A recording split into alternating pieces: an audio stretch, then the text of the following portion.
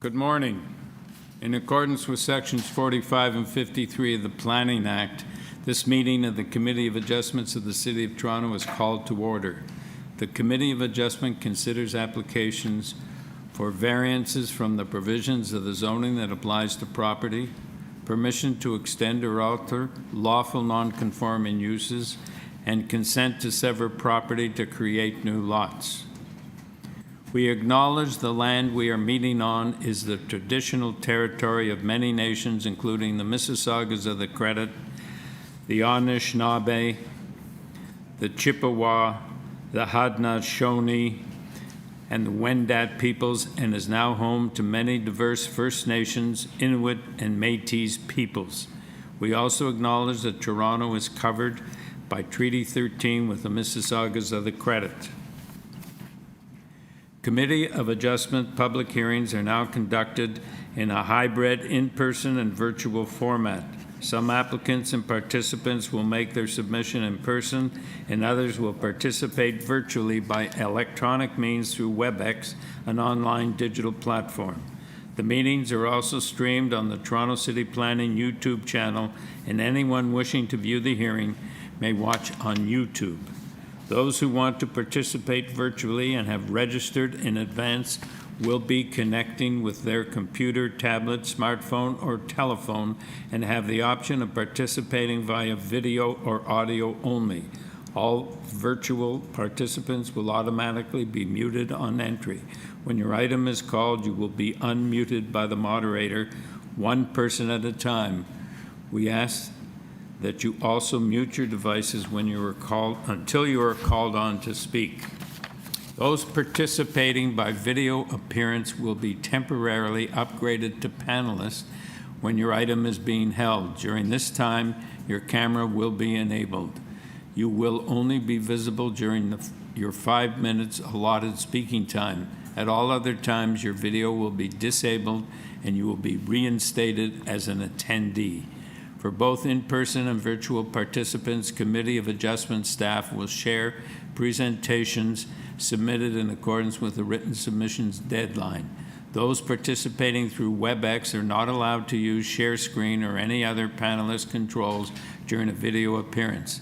The host will remove you from the panelist role if you fail to respect the instruction.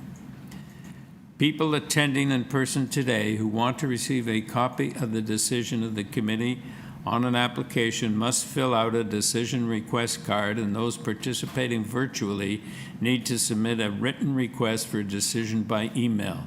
Please ensure you include your name and address and email address, because the committee and the Toronto Local Appeal Body will be sending notifications and appeal updates by email. If you do not agree with the decision of the committee, you may be able to appeal the decision to the Toronto Local Appeal Body, or in some limited circumstances to the Ontario Land Tribunal. However, the provincial government amended the Planning Act and generally removed rights of third parties to appeal Committee of Adjustment decisions. Only the applicant, the Minister of Municipal Affairs and Housing, specified persons, and public bodies, as those terms are defined in the Planning Act, are permitted to appeal decisions of the Committee of Adjustment. Appeal instructions are set out at the bottom of the decision of the committee. Hearing procedure. I will call each item in the order listed on the agenda. When making your submissions, when an application is uncontested, the agent or applicant may proceed with their presentation if desired. When the committee does not require a presentation, applicants are to advise the chair should they wish to speak to the committee. The committee may ask questions and/or take the matter into committee for a decision. Each speaker, including the applicant, will be given a maximum of 5 minutes to address the committee. I will comment when you are reaching the 5 minutes. Any presentation or other materials you wish to submit to the committee must have been emailed in advance of the hearing. Staff and committee members cannot accept materials at the hearing. When addressing the committee, please clearly state your name and address. Please remember to confine your remarks to the matters outlined in the application. The applicant or agent will proceed first and will make a presentation to the committee on the application. Please note, the committee may not entertain revisions to proposals at the hearing today. The committee may decide to defer the application if substantially revised to ensure the revised application is accurate and that all those entitled to notice of the application are informed of the changes. Then individuals, either in support or opposed to the application, will be invited to speak. Generally, we first call on speakers in the hearing room and then those participating through WebEx. Committee members may ask questions of each speaker after they have finished their presentation. When all speakers are finished, the applicant agent has an opportunity to rebut those issues that were raised by the speakers. This will mark the end of the discussion. The application will then be taken into committee for a decision. Madam Deputy Secretary Treasurer, are there minutes to be confirmed? Good morning, Mr. Chair and panel members. There are no minutes for adoption today. Right. Are there any declarations of interest or panel or staff for the morning items? See none, Mr. Chair. Thank you. Madam Deputy Secretary Treasurer, are there any deferral requests for the morning agenda? Through you, Mr. Chair, there is a deferral request for item number 12, municipal address 105 Glade Avenue, file number A0530/23TEY. In addition, there is a deferral request for item number 13, municipal address 143 Earls Court Avenue, file number A0531/23TEY.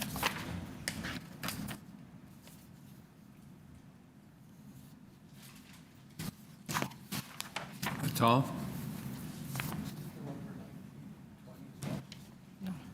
No, that's all the deferral requests for this morning.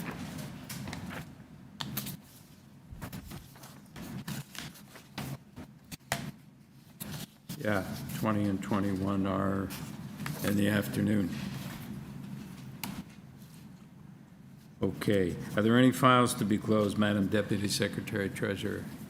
Through you, Mr. Chair, no files to be closed. Thank you. Let us now proceed with item number 141 Elmer Avenue. Purpose of the application to alter the existing two-story semi-detached dwelling by constructing a rear basement addition with a rear ground floor deck extension above and a new deck staircase on the north side. With this application, we have material submitted by the applicant and correspondence in support from 155 Elmer Avenue. Maxine Shabsov.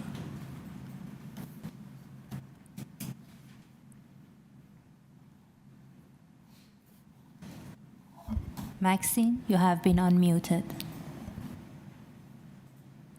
It's Maxine Shabsov, 40 Fernwood Park Avenue. Okay. Well, this looks very straightforward. Do you have anything to say, Ms. Shabsov, before I take it into committee? Just so you know, planning did consult us and asked if we would consider putting a privacy screen on the south side. We were actually on really good terms with the neighbor to the south, and they talked to each other, and they do not, both neighbors do not want a privacy screen on the south side. That letter was sent to the planner, and but I see it's not on, you don't see it on file there. Otherwise, I think it's quite straightforward. Okay. All right, panel.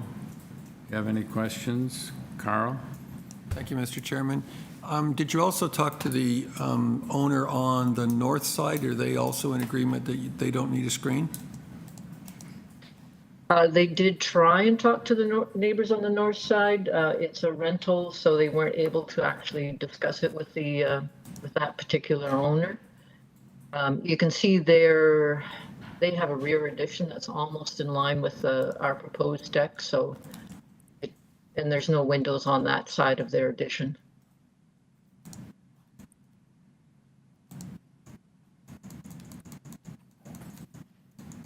So the angular piece at the back of 143 is an addition, is that correct? That's correct. Because I'm inclined to think that you need screening on the north side. Even at the end of at the deck, there is overview into the property to the north, and we don't have comments from them to indicate what their views are. I'm still inclined to think that you need some screening on the north side of the proposed deck. That can be done. Okay, any further questions? Okay, let's go into committee. Do we have a motion? Carl? Thank you, Mr. Chairman. I think, as you indicated, is a very straightforward application. The deck could potentially be a problem to the adjacent attached semi, but there's been conversations with them, and I'm pleased to hear that. I do think that there's a potential privacy overlook problem to the north, so I'd like to move approval of the application subject to the provision of privacy screening on the north side of the rear deck. We have a seconder. Larry, all in favor? You have your approval. Thank you. Number 2437 Euclid Avenue. The purpose of the application is to construct a new one-story ancillary building, a detached garage in the rear yard abutting the laneway. With this application, we have material submitted by the applicant and correspondence from Transportation Engineering. Chris He.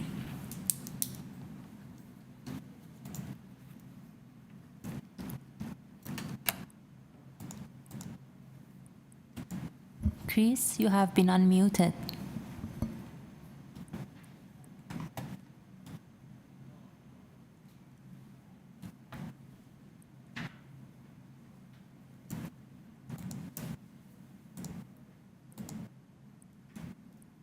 Mr. He with us? Chris, can you hear us? You are unmuted. Through the chair, perhaps we skip ahead, hold this one down, and try to continue to reach the agent for this application. Okay. Hello? Oh, there he is. Hello? Mr. He? Hi, good morning, officer. Yeah. this Mr. is He, Chris, could yeah. you speak into your microphone? We can't hear you. Hello? Yeah, that's a little better. Just give me a second. Hello? Hello? Yeah, okay. Could we have your name and your address, please? Yeah, my name is Chris He, and the applicant address is 437 Euclid Avenue. And the owner want to propose the one-story detached garage, but the zoning bylaw, the lot coverage for the salary building is 10%. Our proposing is around 16%. Yeah. Okay, any questions, panel? Chair, just to confirm, so it looks like your garage is simply going to mirror the garages on either side of your property, is that correct? Yes, that's correct. Okay, take it into Then- committee. Do we have a motion? Sure, Chair. I think this one's very straightforward, and there's no impact on anyone nearby, and I think it's an appropriate use. I would move approval with no conditions. All right, seconder, Carl? All in favor? Have your approval, thank you. Carl, you have to raise your hand. Oh, sorry. Thought I did. Okay, number 3. 398 Main Street, The purpose of this application is to legalize and to maintain the existing rear two-story addition, which was constructed without an authorized building permit. Also to construct a rear second-story balcony with a staircase and rear ground floor deck. With this application, we have material submitted by the applicant, Faizan Akhtar. Good morning, honorable members of the committee. Good morning, sir. Can we have your name and your address, please? My name is Faizan Akhtar, and I'm representing the homeowner for 398 Main Street, Okay, and my address is 1237 Woodbine Avenue. thank you. All right, this is a very straightforward application as well. Do you have anything you want to say to the panel before we go into committee? No, so we're requesting two minor variances. One is for the building length, which was increased by 0.69. The permit was granted for 18 meters, but the contractor, they built it slightly. I mean, when the inspector came in to measure it, they found it to be 0.69 meter longer than allowed. And secondly, it kicked in the lot coverage requirement. The variance, it got increased by about 4%. Okay, thank you. So this was an error discovered after completion of the premises? Yes. All right, thank you. Panel, do you have any questions? Okay, in committee, do we have a motion? Carl, I mean. I didn't put my. No, he didn't put his hand up. Thank you, Mr. Chairman. I actually think that we should hear why this proceeded without a building permit. If I'm correct, maybe unless what I'm going to say is incorrect, it sounds as though you had a building permit, but that the construction extended beyond what the building permit had covered by very small percentages in terms of length and coverage. Is that correct? I just asked him that. He said yes. Okay. So based on that, I'd like to move approval of the application, although I do think that we need screening on the south side of the rear deck. I just need to pull up this on the screen here. Yeah, on the south side of the rear deck, which overlooks an adjacent property. Other than Yeah, that, I that's think fine. it should be approved. All right, seconder. Aaron? All right, all in favor? Have your approval? Thank you. Item number 4, 35 Gower Street. The purpose of this application is to alter the existing 2.5-story detached dwelling by reconstructing the basement and ground floor. Also to construct a rear second-story addition, a front porch extension, a front integral garage, a front second-story balcony, a rear ground floor deck, a rear second-story balcony, and a rear basement walkout. With this application, we have material submitted by the applicant. We have email correspondence from Transportation Engineering and a staff report from Urban Forestry. Imran Khan.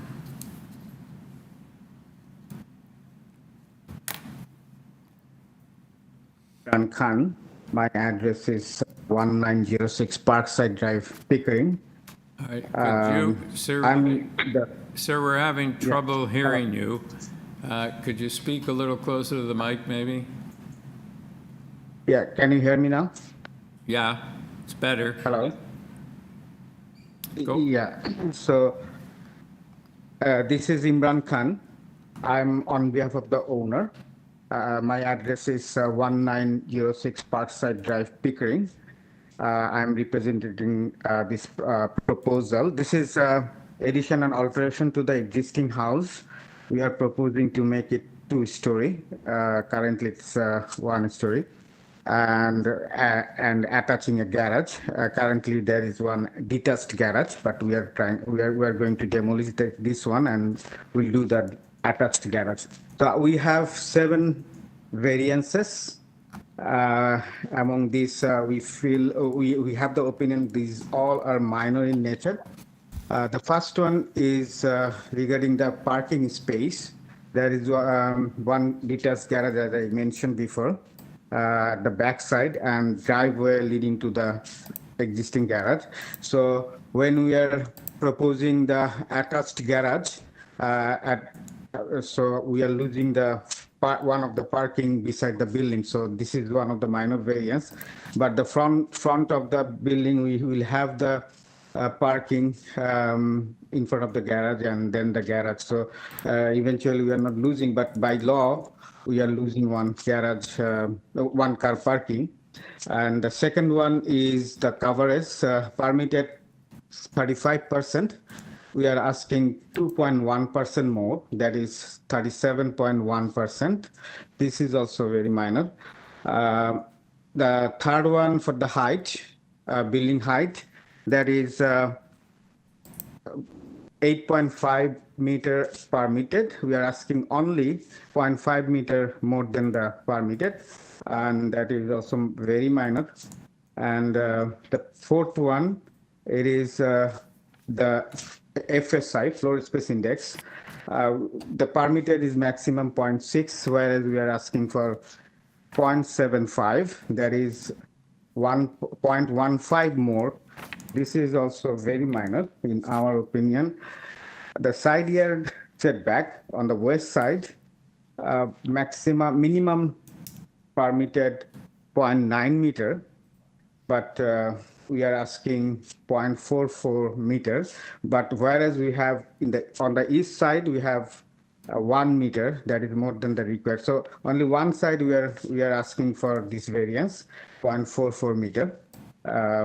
And the sixth one, we have the deck, the rear deck, that is closer to the property side yard property line, that is 0.4 meter, whereas bylaw permits 1.07 meter.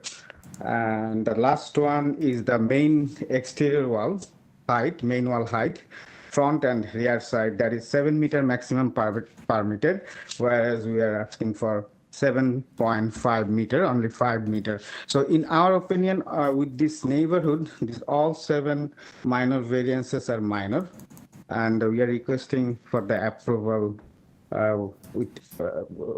for this proposal. Thank you very much. All right, thank you, sir. Ermal Dokaj.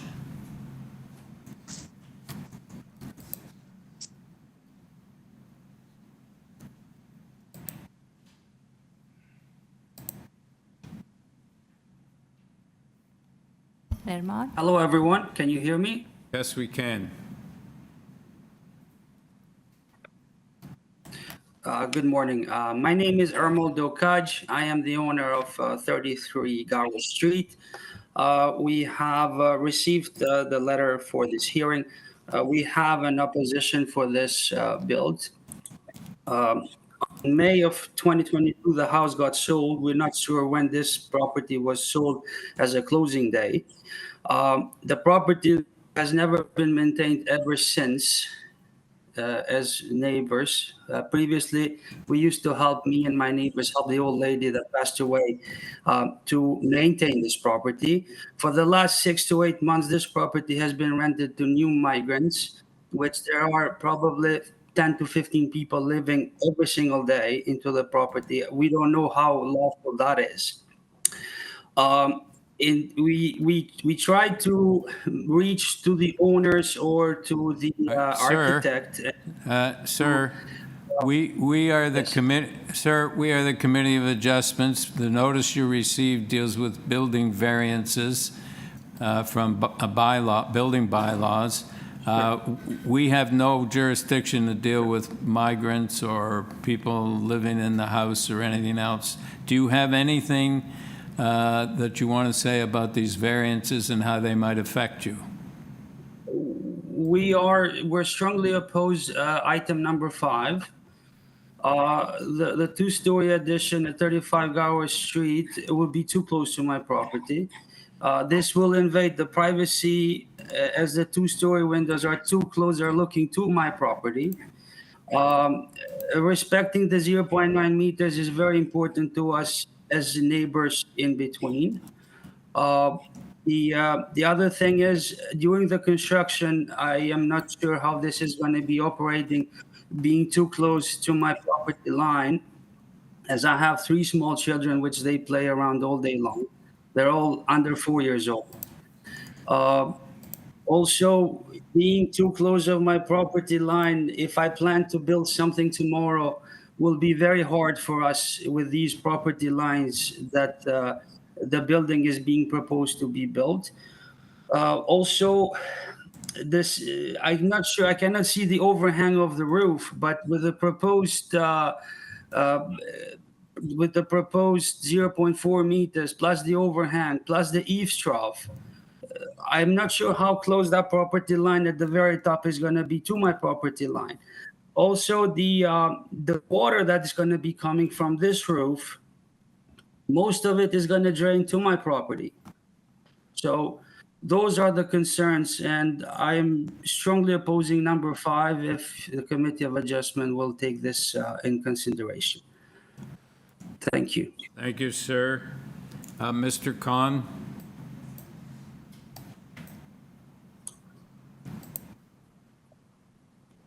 Hello? Yeah. Yes. Wait, do you have Yeah, anything to say with respect to the Mr. Doja's comments?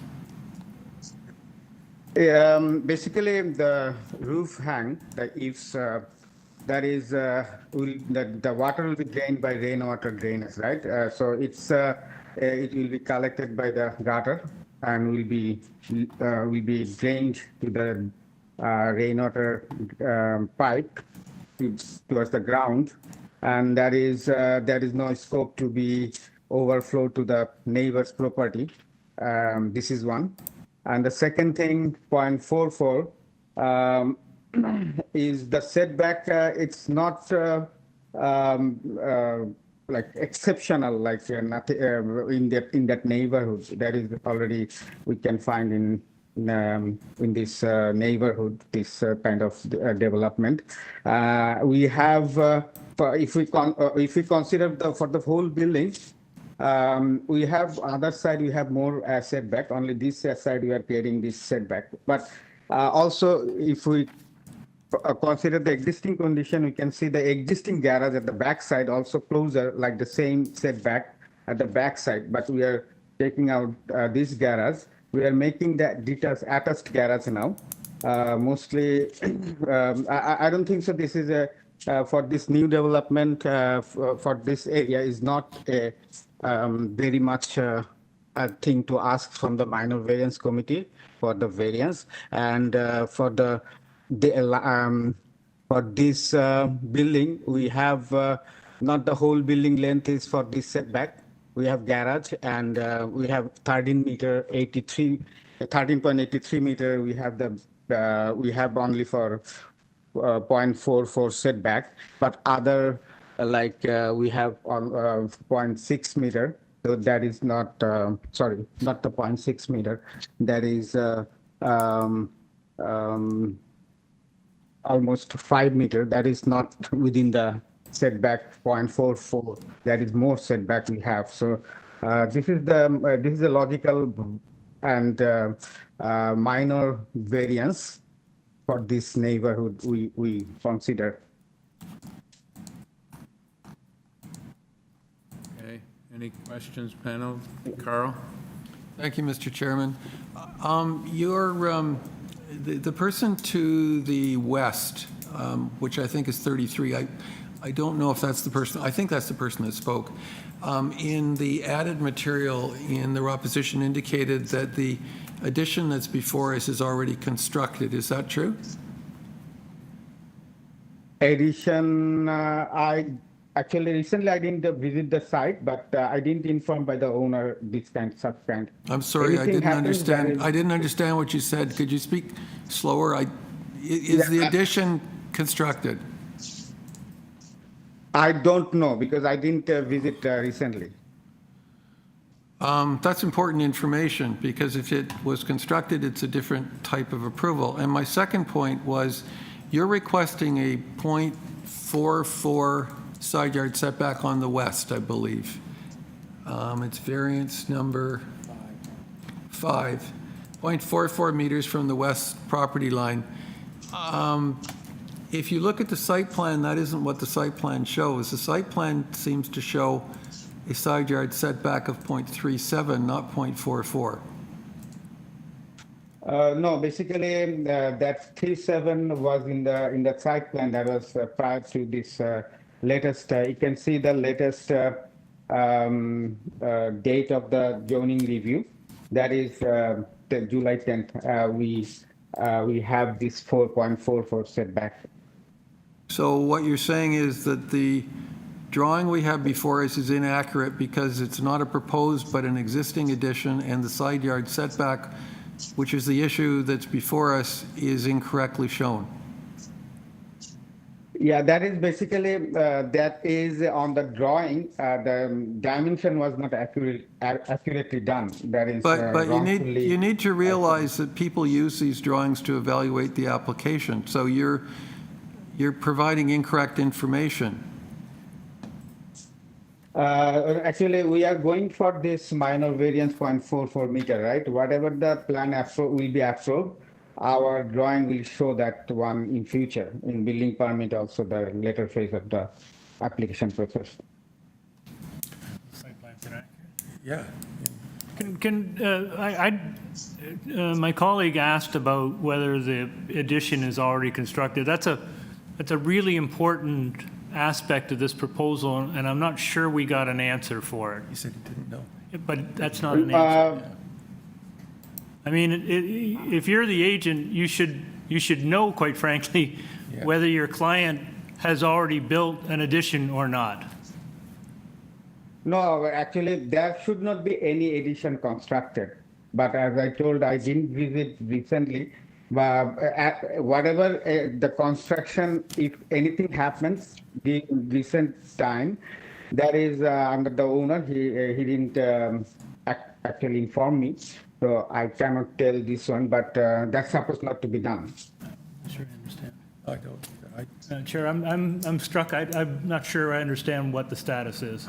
So, Mr. Khan, would you Yeah. please move closer to the microphone, speak a little louder, and speak slower? We're having trouble understanding you. So my colleague's question that you just answered, would you please repeat your answer because we didn't catch what you said? Yeah, I'm just trying to explain that the owner didn't tell me any regarding any construction, recent construction, right? As per my last visit, I didn't see any construction, but if anything happens recently, I was not informed by the owner. Chair, would it be helpful, I mean, this is perhaps inappropriate, but number 33 wrote that the building is underway. Could we just go back and ask him? Or Yeah. is that inappropriate? Yeah, no, well, there's no inappropriate things here. Okay, so Mr. Dokaj, has this addition been built? No, the addition is not built. Okay. Okay, that's helpful. Thank you. You're welcome.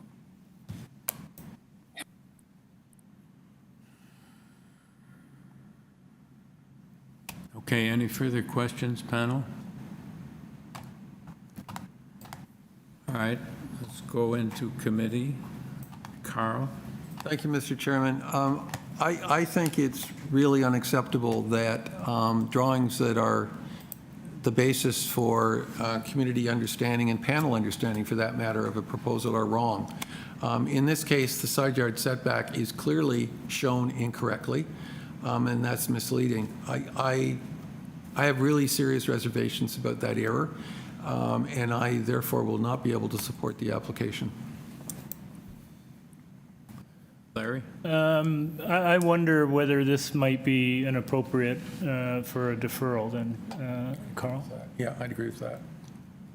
Maybe we defer this one, Chair, and so that we can get accurate information in front of the panel. Yeah. Aaron? I agree. I think deferral will be more appropriate for the applicant to, instead of rejecting. All right, can we have a motion?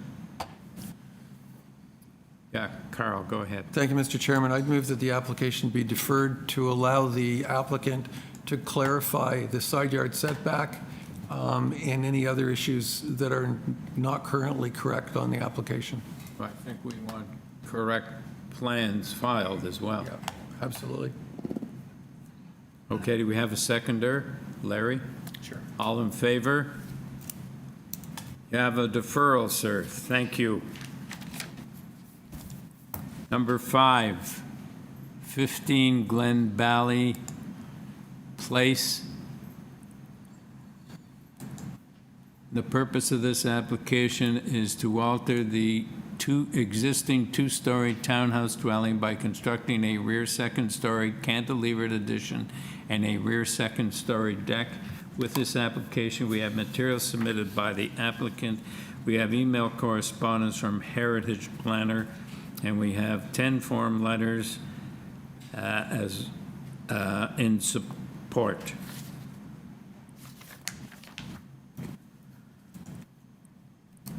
Yashun Liu. Oli? Can you hear? Hello? Yes, we can hear you, but you're not clear. Would you please speak into the microphone a little more and speak up? Hello? Yes? Yes. Can you hear? Yes, we can hear you. May we have your name and your address, please? Yeah, my name is Yachun Liu or Brad Liu for the 15 Glade Avenue Place. I'm a designer and applicant. Okay, thank you. This seems relatively straightforward. We're going to take it into committee. Before we go into committee, do you have anything you want to say to the panel? Yes. They have 4 notices. 1, 3, and 4 is actually because that's extension, like a setback or house length, and also enclosure. And only I want to mention is the number 2 is the index. Actually, this extension is only 2-story, less than 10 square meter, only 106 square foot. So if you look at notice 1.46 times over the 1 index, but actually for this application is only 0.12. I mean, it's only 12%. Yeah, because before maybe they have a committee adjustment approved. So this was small portion, second floor extension. Yeah, I just want to mention that one. Yeah, okay. Chair, just one quick question, if I might. Go ahead. Yeah. It's a very unusual lot in a very dense area adjacent to Spadina. But I'm just wondering about the balcony off the rear. You've got a large, it looks like it might be either a commercial or perhaps a residential building in behind you, but also vacant lot to adjacent. So is there any concern for overlook on that balcony, or is it just look out over that vacant lot? Actually, that's vacant lot. Just look at it. That's and also both sides, like east and north side, actually is like empty. Yes. If it's from there, you can see all townhouse. That's new house is on the east side. Is the left side is house empty there, and the north side also. And for the back, actually also partial is look at the behind one house there. Yeah. I was thinking of the other. Yes. Yeah. Okay. Did you understand what he Yeah, said? south and Not south really, and, but Carl has a follow-up question, west. which I think is more relevant. Okay. Okay. Carl? Thank you, Mr. Chairman. Have you had any discussions with the owner of 13 Glenvale Place? Yes. Have you discussed screening with them? Because it seems to me, looking at your plan, that the rear deck should be screened on the east side to protect that property. Yeah, but actually this deck is not, I don't know, it's before, this was the existing one. It's before 2015, 14, built before this older boat. This balcony is not, this deck or balcony is not, people not allowed to go up. It's very small part. It's like a decoration. I should have seen that, sorry. So 13 also will get the labor, no objection about this proposal. Thank you. I have another Have question. labor from there. I have a question for the Deputy Secretary Treasurer. Since this has an order to comply, should the purpose be changed to maintain? Through the chair, so we amended in the agenda the purpose to legalize and maintain the rear second-story cantilevered addition and a rear second-story deck constructed without authorized building permit. So that's what we have in our system, so we've Okay, so amended. it's not shown on our agenda, but it's changed afterwards. Okay, great. Thank you. Okay. So any further questions, panel? Okay, so do we have a motion? Larry? Thanks, Chair. Again, as we often state, we don't condone this kind of work being done without the appropriate permit, so maybe we can make a for your information kind of thing in the minutes. But looking at the site, looking at the density of this area, most of the houses are very tight. This is not an uncommon structure for houses in this neighborhood. It's a very unique lot given its juxtaposition to its neighbors and the surrounding area. I don't think it poses any negative impact on the surrounding area. So, and the variances overall, I think, are quite minor. So I think it's a supportable application. I'm happy to move approval of this application. No conditions. I think the screening is satisfied through our discussion. So I think we're fine with that. I think, Carl, Larry, you should say that it was amended purpose. Fair enough. Thank you, Chair. Amended purpose, yes. Yeah, Carl, you second Yes, I the did. motion? All in favor? You have your approval, sir. Thank you. Number 6, 22 Bayfield Crescent. The purpose of this application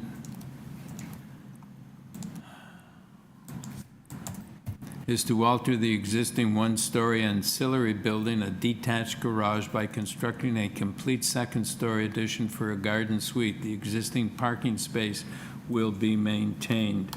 With this application, we have material submitted by the applicant, a staff report from Urban Forestry, and an 8-signature petition in opposition.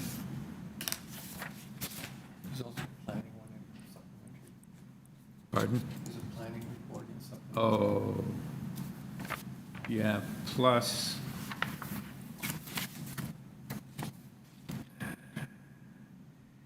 a shadow study and a staff report from planning. Greg Owens.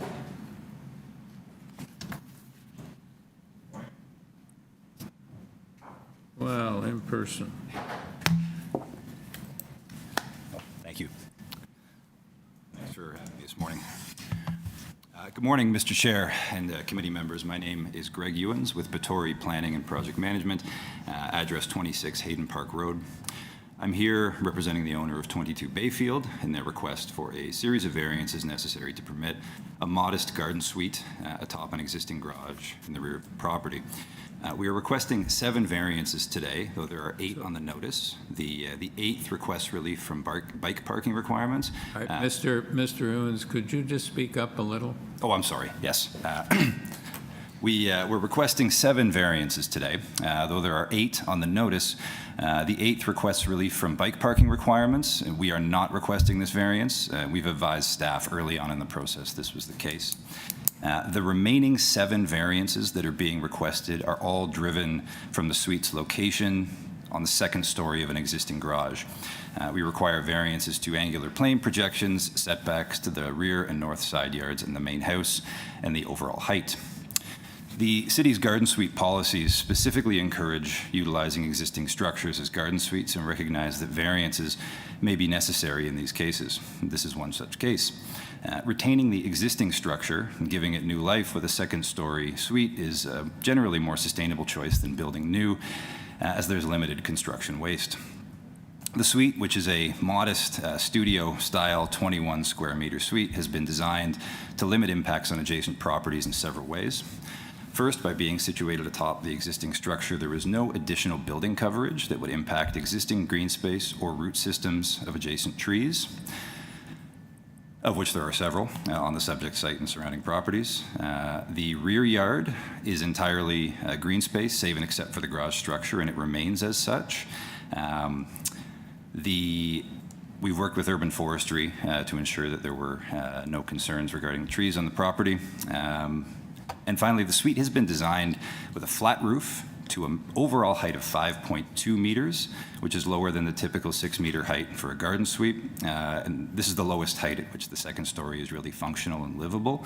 And this was done deliberately to limit any impacts on adjacent properties given the suite's location. We have read the petition with concerns from adjacent neighbors. Among their concerns were the site constituting overdevelopment, as well as concerns about the impact of height.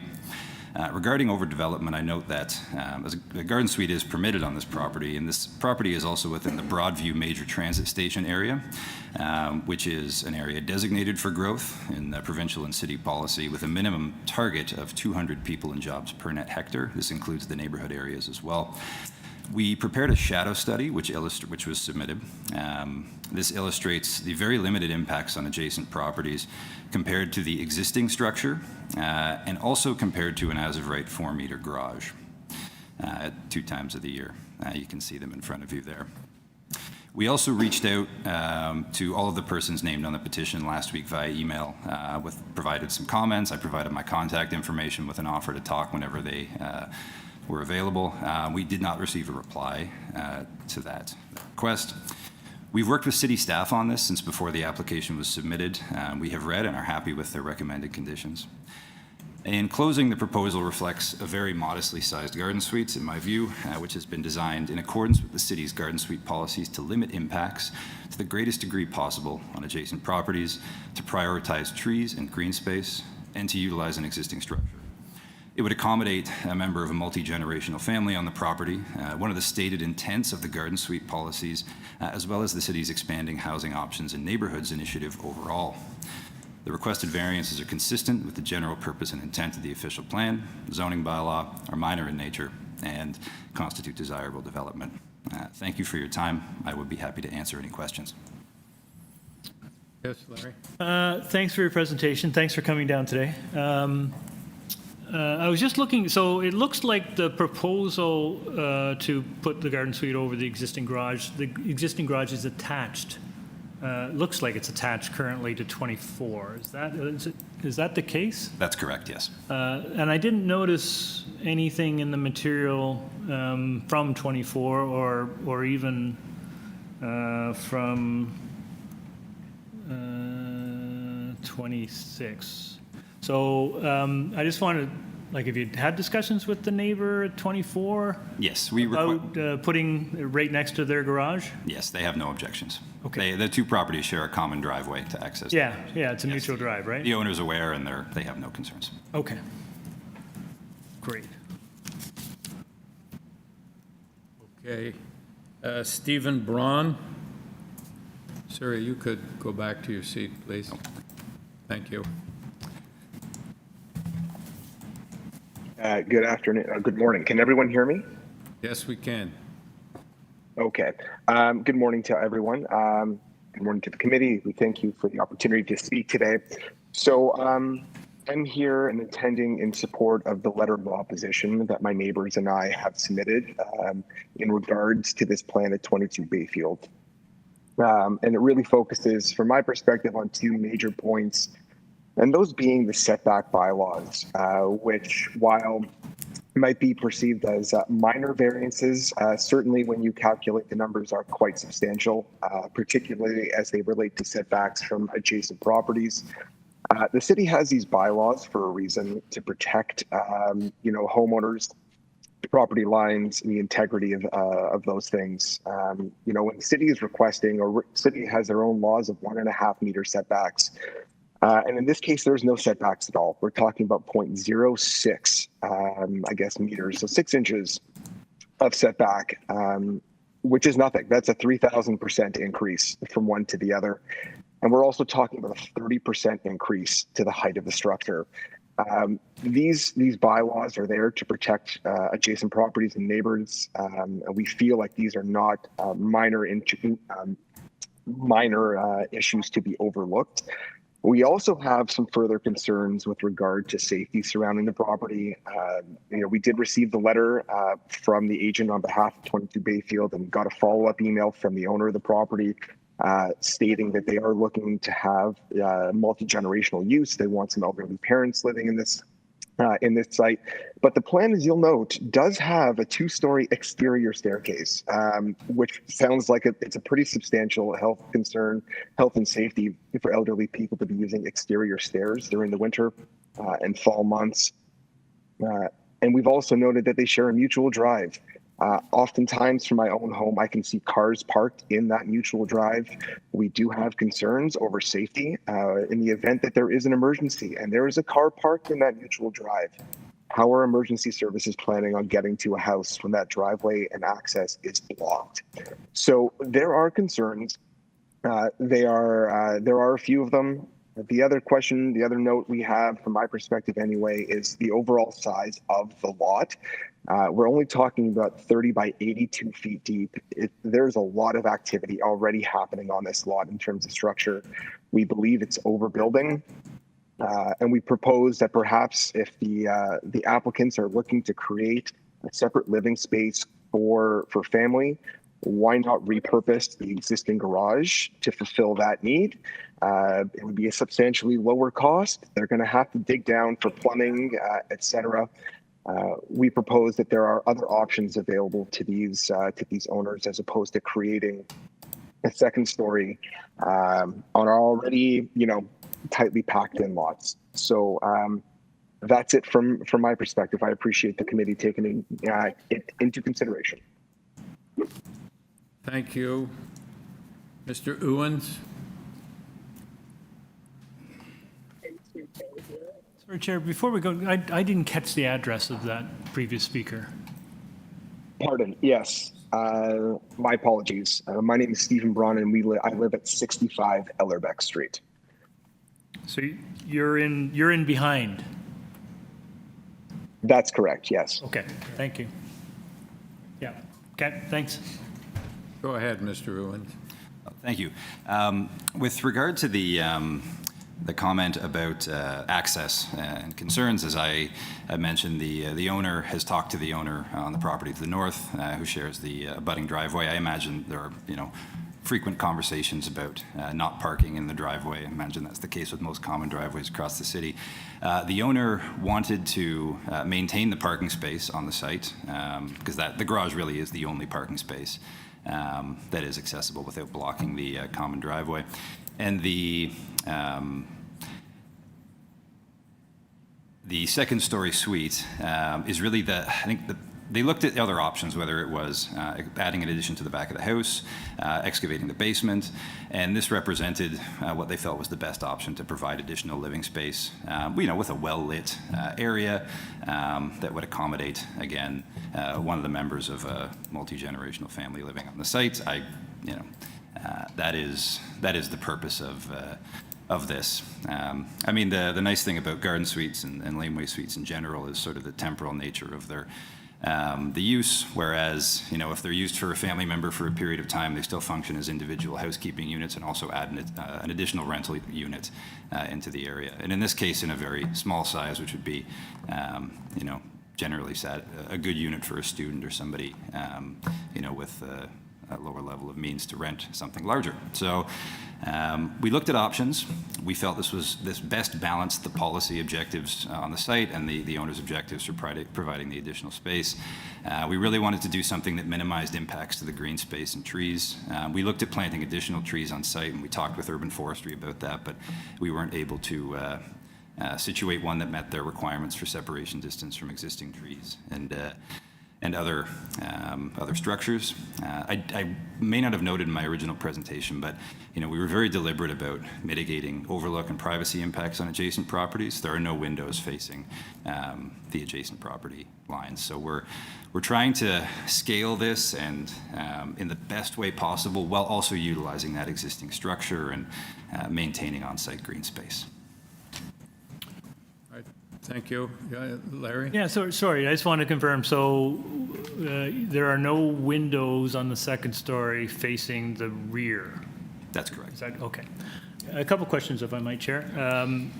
I'm just looking at an arguably older Google Street View image of the garage, and it appears there's a structure on top. So is there a rooftop deck up there now?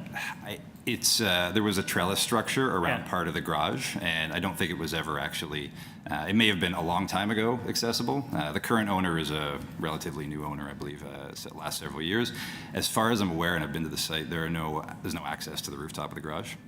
May have been a... Just thought that was a Yeah. Nice design, was it? I also just wanted to talk a little bit about the lot fabric in this area. What you're asking for is basically virtually zero setback particularly on the rear lot line, on a piece of property that is only 80 feet deep, which is fairly modest depth for a garden suite. But I just I'm looking at the lot fabric. Thank you. And it looks like all the rear structures are virtually right on the lot line. Is that sort of the characteristic of the backyards in that neighborhood? I would say so, yes. It's a very common condition. Okay, and your proposal is simply you're not moving the first ground floor, you're just building on top? That's correct. Okay, thanks. Thank you. Thank you, sir. Thank you. Okay. Do we have any comments? Or do we have a motion? Yes, Carl. Thank you, Mr. Chairman. I support this application. I think it's been well considered. It's the use of an existing building rather than demolition and rebuild, and that's to be praised. The suite that's proposed is very small, and so I don't think that we're talking about a huge disruptive use on the second floor. As the applicant indicated, it might be suitable for a student, but certainly not for much else because it's so tiny. I actually don't see the negative implications. The applicant designer has gone to some length to make sure that there is an overview into the rear properties by not putting windows on the west side of the building.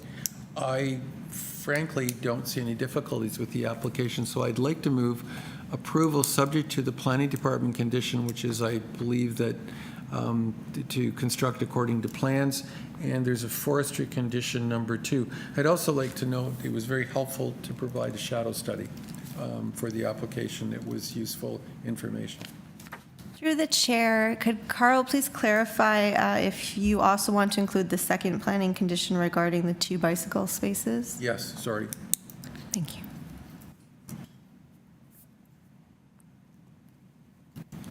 I didn't understand. I thought variance number 8 was deleted.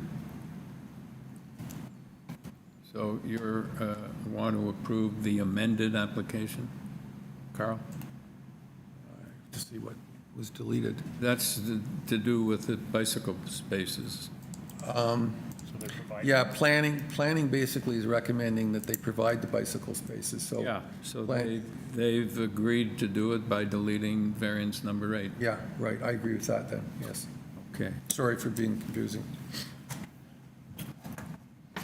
all right, Sure, seconder. I'll second that. I just want to make the other observation. I know there's a lot of people that wrote in and were concerned about this application, but in addition to what Carl was talking about, I think this is a walkable site to the Danforth area and major public transit, which is the kind of things that I think the city is looking for in terms of garden and laneway suites. Just wanted to add that in.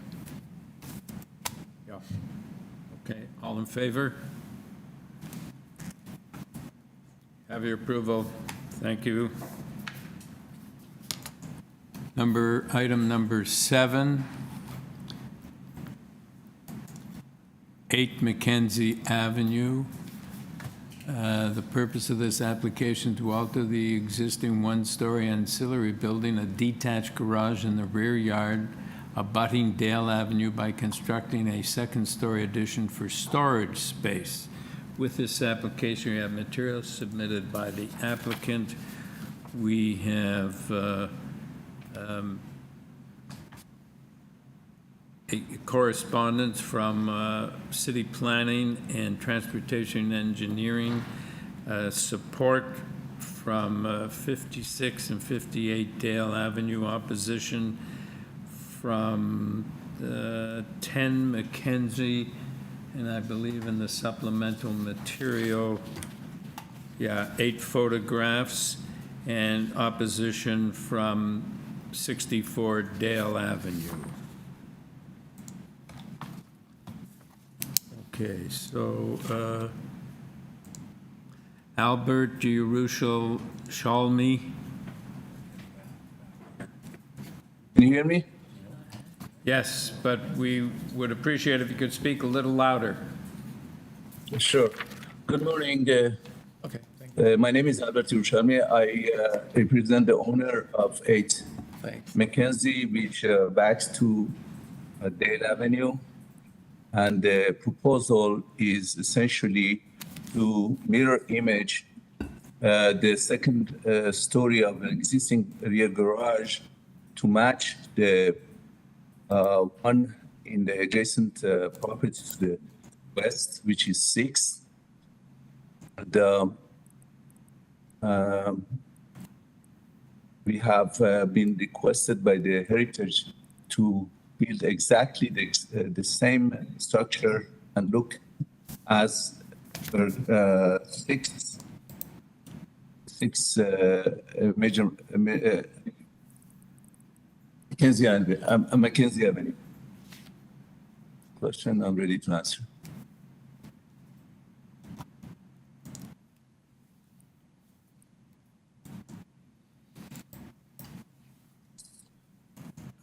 Is that all you have to say, sir? We have two variances, which is essentially the height and the second story, which height is dictated by the existing structure to the west, and the second story is actually byproduct of that. As I mentioned, the structure is going to be exactly the same as the one to the west, number 6. So does the height match? Is the one to the Exactly. west? Exactly. Yeah, exactly the same. Exactly the same. This is a heritage structure, so we had to conform with it to the millimeter. Okay. Thank you, sir. Rodney Gill.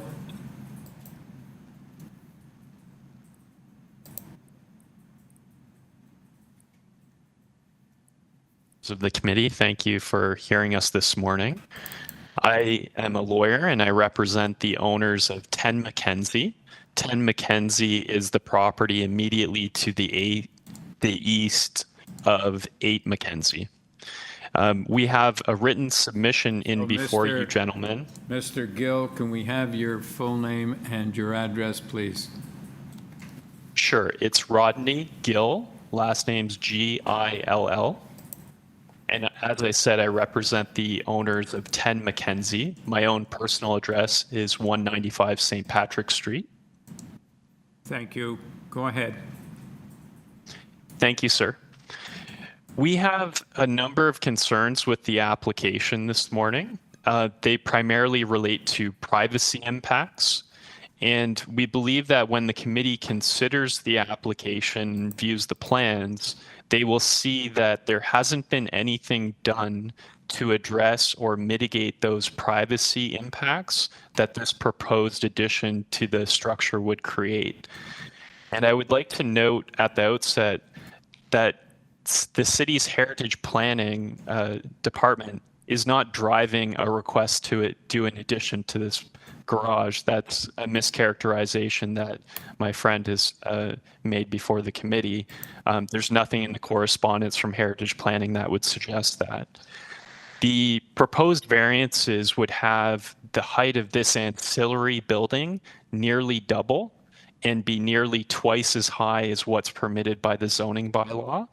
Further, the lot area is not, while the lot area is substantial, an ancillary building such as this is to be limited to 65 square meters, and whereas this one is over 130. We believe that the city's zoning examiner has missed that as a required variance, and it's not being sought before you. In addition, we're concerned about there being a second story to this garage where there's 5 large windows proposed. The committee can note that there's windows both to the east, which would overlook directly onto my client's backyard, as well as 2 large windows that would face to the south, also giving views directly into the backyard of my client's property. The general intent and purpose of the zoning bylaw and the official plan are not being met by this application because of these privacy impacts and because it would leave the garage being used in a way that is not consistent with the other uses of the property adjacent to it. The reference to the adjoining structure at 6 McKenzie must be dealt with carefully. That is not a garage on its own. It's actually a coach house. So it has habitable space in it and has since it was constructed.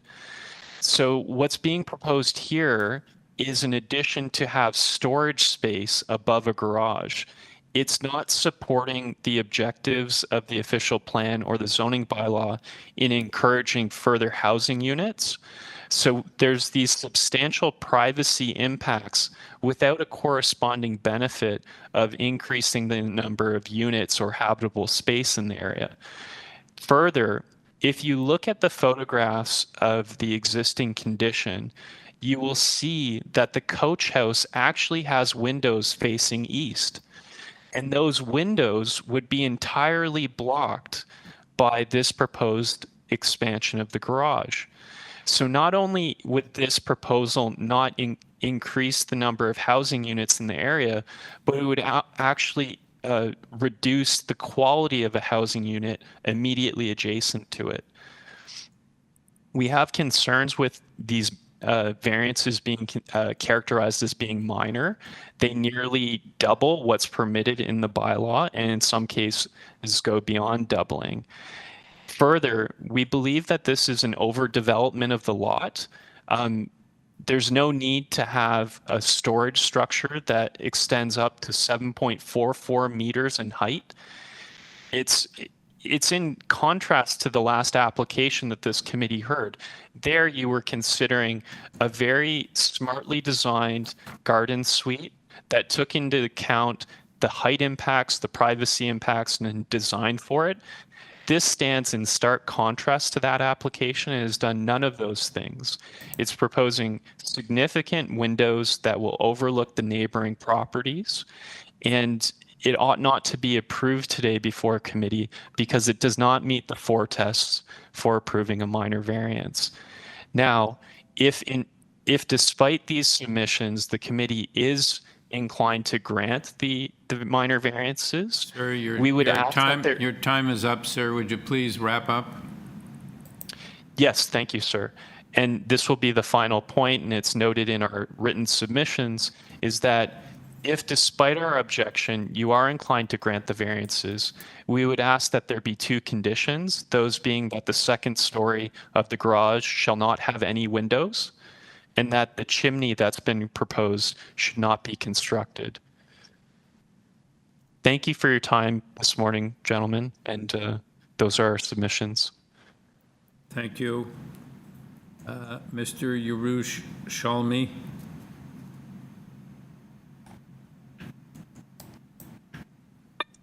Yes, thank you. I just go point by point. My friend is speculating about the second floor to be habitable. We have requested a second floor storage, and that's what is on the plans. One. Two, the two existing windows that... Sir, I'm having trouble, and I imagine my colleagues are too, understanding you. Could you repeat, could you slow down a little bit and speak a little louder?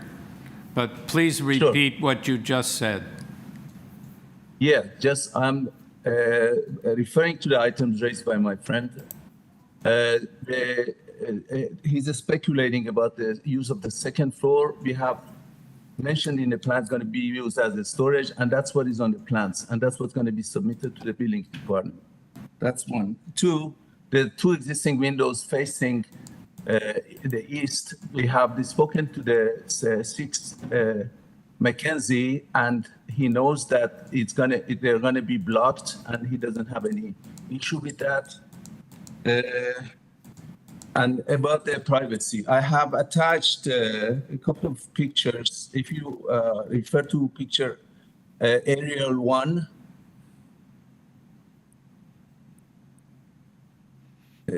the picture list. No, not this one, the one that I sent 2 days ago.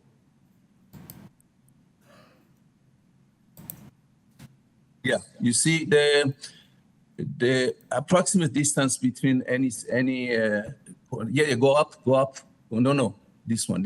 No, up. Yeah, this one. See, the distance is approximately 50 feet between the sole window facing east and the windows of 10. And those windows of 10, and there's also a high fence between the two properties. And those existing windows that supposedly facing the addition, they are higher than the window of the addition. And there's no way that we can see inside the other house from this distance, and considering the height difference between them. That's also true with the windows facing north, 64 Dale, which is 50 feet to the property line and about 100 feet to the building itself. So I don't think the privacy is that much significant, or affected. Affected. Regarding the chimney to the south, that was the request by the Heritage Department to keep. If you look at the picture number 5.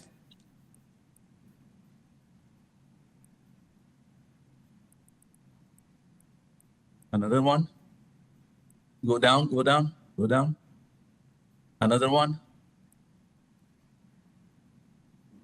Yeah, you see, if you take a look to the left of the picture, there's another chimney there that's existing, and that was requested by the Heritage to put to be installed to match the existing, because it's apparently a heritage feature. We don't really need that, but it was dictated to us. Yes. Is that a working chimney or not? I think by the look of it, it looks like abandoned. Because today, these technologies don't use chimneys. You use a grade level heat dispenser. It's for the look, I think. Yeah, just an architectural feature. Yeah, exactly. Okay. You have anything else you want to say, sir?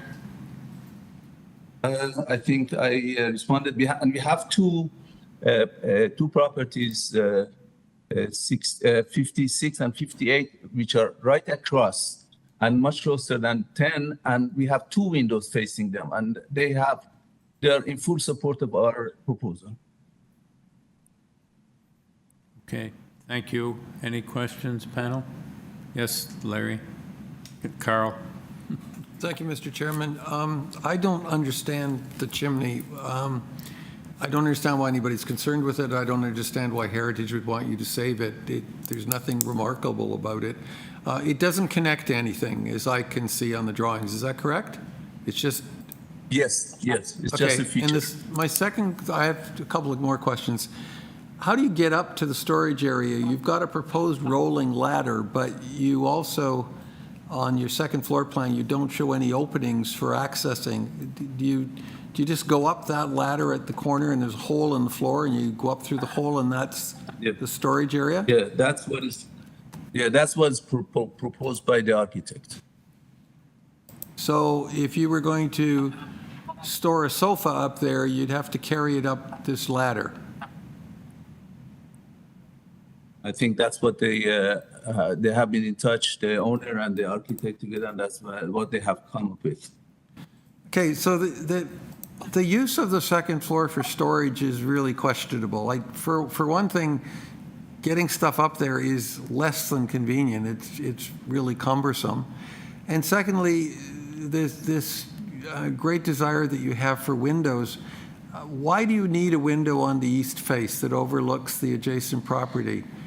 If it's for storage, you don't need the window at all, really. It's nice to have. I can understand the windows on the street because they match the existing adjacent coach house, but I don't see any reason why you can't eliminate the window on the east face, which is the one that your next door neighbor at, I believe it's number 11, is concerned with. Yeah, there is a window to the facing west on 6 McKenzie that we have been requested to match it. If you go to, I didn't send that. Who asked you to match it? The Heritage. We don't have a report from them that indicates any of this. It shows. I'm gonna read the email from Heritage Department. Please submit an elevation or rendering that shows how the proposed new build will look beside the existing two-story garage adjacent to it. Please note that the height of the second-story addition should not exceed the ridge of the existing roof on the second-story garage adjacent to it. So we further discussion on the phone with the examiner, Amir Nissan. He told us that we essentially have to match whatever is in there if we want their approval. And approval was given to us prior to the submission to the committee. So that's what we followed. I haven't sent any picture of that elevation, but if you Google it, you can see it. It's facing exactly the same window facing west. Okay, I don't see anything in the Heritage memos that indicates you need to have that window. You have a memo that says that, do you? No. I mean, I said that the memo was sent, and then in the further discussion with the heritage examiner, Amir Nissan, he said we can or we should follow the exactly whatever is in the other existing structure. That's why we followed that window as well. Okay, but the existing structure, the existing adjacent coach house has an east window, but you're going to block it anyway because you're going up on the second floor and you're blocking that window out anyway. So in the absence of anything from Heritage specifically, I don't see any reason why you need the east window. It's for storage. And your neighbor is saying that that's a privacy issue, and I can understand that. That sounds reasonable. The other person that was objecting is on Dale, and I agree with you that the distance between your proposal and their property is substantial, and I actually don't see the privacy issue. But I personally, if this is to be used for storage, I don't understand why we're arguing so much about the window. It's nice that Heritage wants it to look in a particular way, but the person that's going to benefit by that elevation is the very person that wants the window gone. Okay, before we make a decision about that window, if you can look at picture number 4. Is it possible to put in the window but with frosted glass so there's no overlook? Yeah. That's what I wanted to propose. If you go down a bit, See the distance between the two windows is about 50 feet, and that window of the neighbor is also higher than ours. However, we want to stay with good terms with the neighbor. I wanted to propose a frost window, so there won't be any possibility to look at their property from this new window.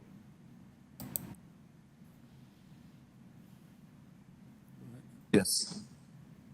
Yes, Aaron? Yes, I have a quick question. You mentioned that your elevations were approved by the Heritage Department, am I correct? Yes. Do you have that here? I'm trying to look for it. The approval. But if we couldn't proceed with the application to the Committee of Adjustment prior to receive of the Heritage consent. The Heritage consent was sent directly to the Secretary. Got it. If they don't have any comment, that means approval. All right, thank you. So adding the frosted glass or themes on the glass would not trigger any revision of this approval. Basically, my question is, when you get this approved from Heritage, did you tell them the glass will be frosted? No, there wasn't any discussion about it. So you have to go back and tell them. Yeah, we're going to put the frosted glass. Okay. Well, I guess I'm trying to figure out, are we in a loop? Because when you present the drawings to Heritage, you didn't mention about frosted glass, and then you said. We didn't have that objection then. Right. And then now you are in the committee, which you are proposing to apply this frosted theme on the glass. Would it trigger you to go back to Heritage and say, hey, can you reapprove my drawing? Would that keep you in that loop? We will do that, but I think, as you can see from his email, he was more concerned about the elevation looking north than looking east. So I won't think he's going to object to that. Okay, fair enough. Okay. Do we have any further questions or comments, or do we have a motion? Mr. Chairman, I'd just like to make a comment picking up on what Aaron was saying. Heritage is very diligent about detail, and if we're led to believe that the elevations we have are elevations that were developed in agreement with Heritage, I would be very surprised if Heritage would be agreeable to frosting the window, because it's a detail, but it's not historically valid. The issue we don't have here is Heritage. We don't know what they would say about alternatives. I personally don't see, given that this is storage, I don't see the reason for the window facing east. And if it's because the property to the west has got a similar look, well, it won't have when this building is built, because that window is going to be blocked off. I'm inclined to support the application with the window facing east being removed. And if that triggers Heritage concern, then the applicant will have to come back. Otherwise, the other alternative is a deferral to consult more with Heritage, and I actually don't really think that we need to do that. So my view would be that we We could approve this, but with the window facing east being removed. Yes, Larry? Thanks, Chair. I'm going to take a contrary view, I think, to my colleagues. I agree with Mr. Gill when he points out that from a public policy perspective, exceeding the height on an ancillary dwelling or ancillary building is something that the city doesn't allow through its bylaws, and the reason being is there's no public good to that. There is a public benefit, there's a private benefit for doing that to the landowner, but putting up a second story and an ancillary building is designed, in my view, to provide a public good such as a garden suite or a laneway suite or some facility that adds to the stock of accommodation in the city. In this instance, it is simply for storage. So I don't see any public good coming from this application. And this is exceeding the height by a substantial amount for storage. I know this committee and I have refused similar applications where height on top of garages simply for storage don't meet that rule. So in my view, irrespective of the heritage considerations, irrespective of how attractive it looks, I'm of the view that there is no public good to this, and seeking a variance from the bylaw doesn't meet the objective, in my view, of the city of adding rental accommodation to existing neighborhoods. So I'm not going to support this application. Aaron? Well, I was going to suggest that if we were going to approve this application, then we can impose the condition that the window cannot be transparent or it cannot be an actual window. So, but we can negotiate and see how we can move forward. Because by saying not allowing having a window, I'm pretty sure the heritage will not approve it because, like my colleague said, they're very into details. So, a fake window or a window without with an opaque glass might be something we can recommend. But depending if we're going to approve this application. Okay, well, I don't agree with Mr. Clay with respect to the purpose. I don't think that everything that's done in the city and the variances that are requested need to have the purpose of providing affordable housing. That's not actually what I said, but okay, fair enough. I thought it was. I thought that. In this instance, with respect to ancillary dwellings, yes. Yeah, well, okay. So I don't think that necessarily precludes having storage space, and I think that the height is justified because we would have an aesthetic appeal by having these two buildings adjacent to each other conform to each other, and so it would be a pleasing design. So, and I agree with Aaron that should make a condition that the back window be a window that's opaque in some way or other that satisfies heritage, but also satisfies the neighbors so there's no overlook. But I also note that there is some overlook from the building at 6 McKenzie, albeit it's 50 feet plus the width of the existing garage at 8 McKenzie, but still some overlook. So I think that should be able to accommodate the applicant and the neighbor by having a window that is not a real window or is not a window that provides oversight. Okay, so We're now, Aaron? I just want to add that to me, the scale of the development is still acceptable. And from my experience, if it is being too large, the Heritage will probably just simply reject the application.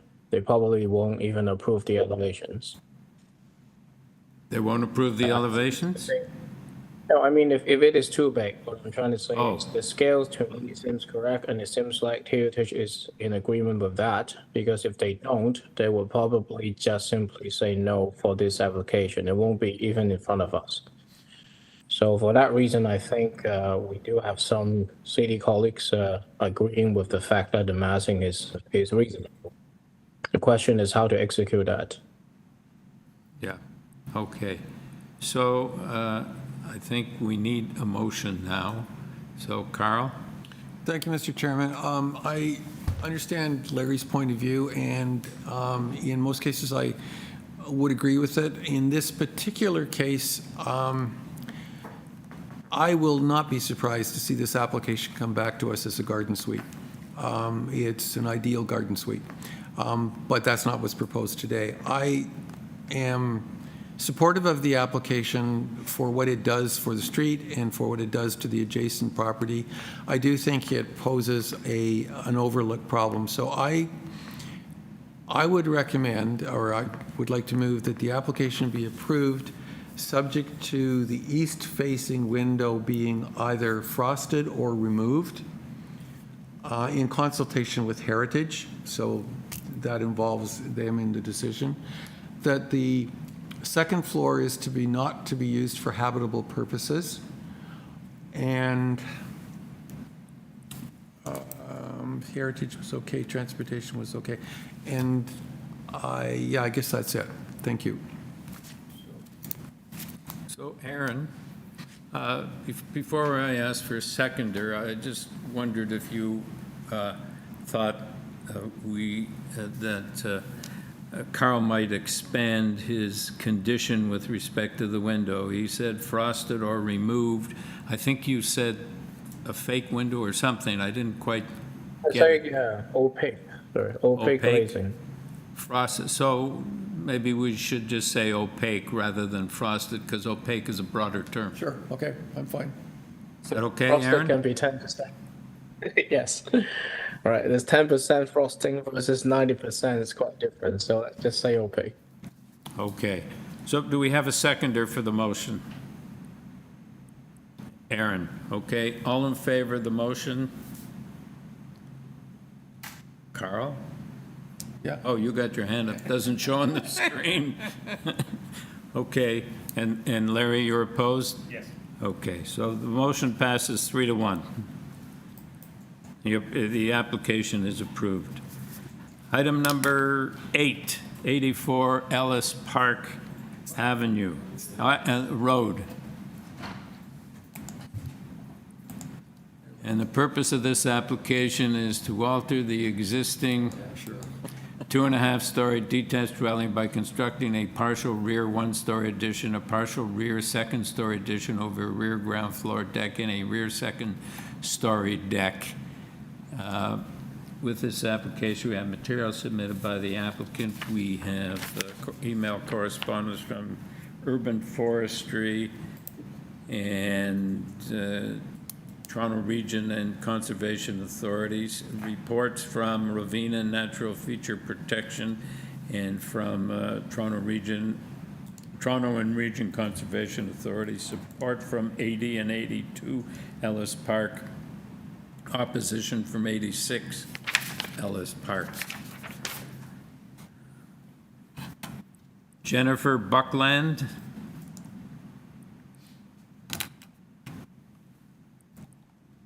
Seconds remaining.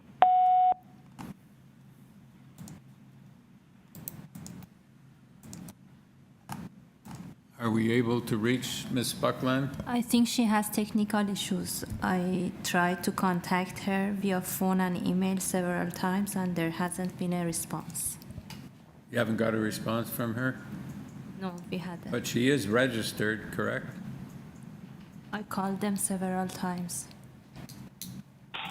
Sorry, your recording time has run out. If you're satisfied with the Okay. So let's leave this one, move on, and you can keep trying to connect. Okay, number 9, 497 Westmount Avenue. Purpose of the application to convert the existing two-story detached dwelling into a duplex by constructing a rear two-story addition to accommodate a second dwelling unit, a partial third-story addition with a rear rooftop deck, a rear ground floor deck, and a front yard parking pad. With this application, we have material submitted by the applicant and a report from Transportation Services. Nicholas Semanek.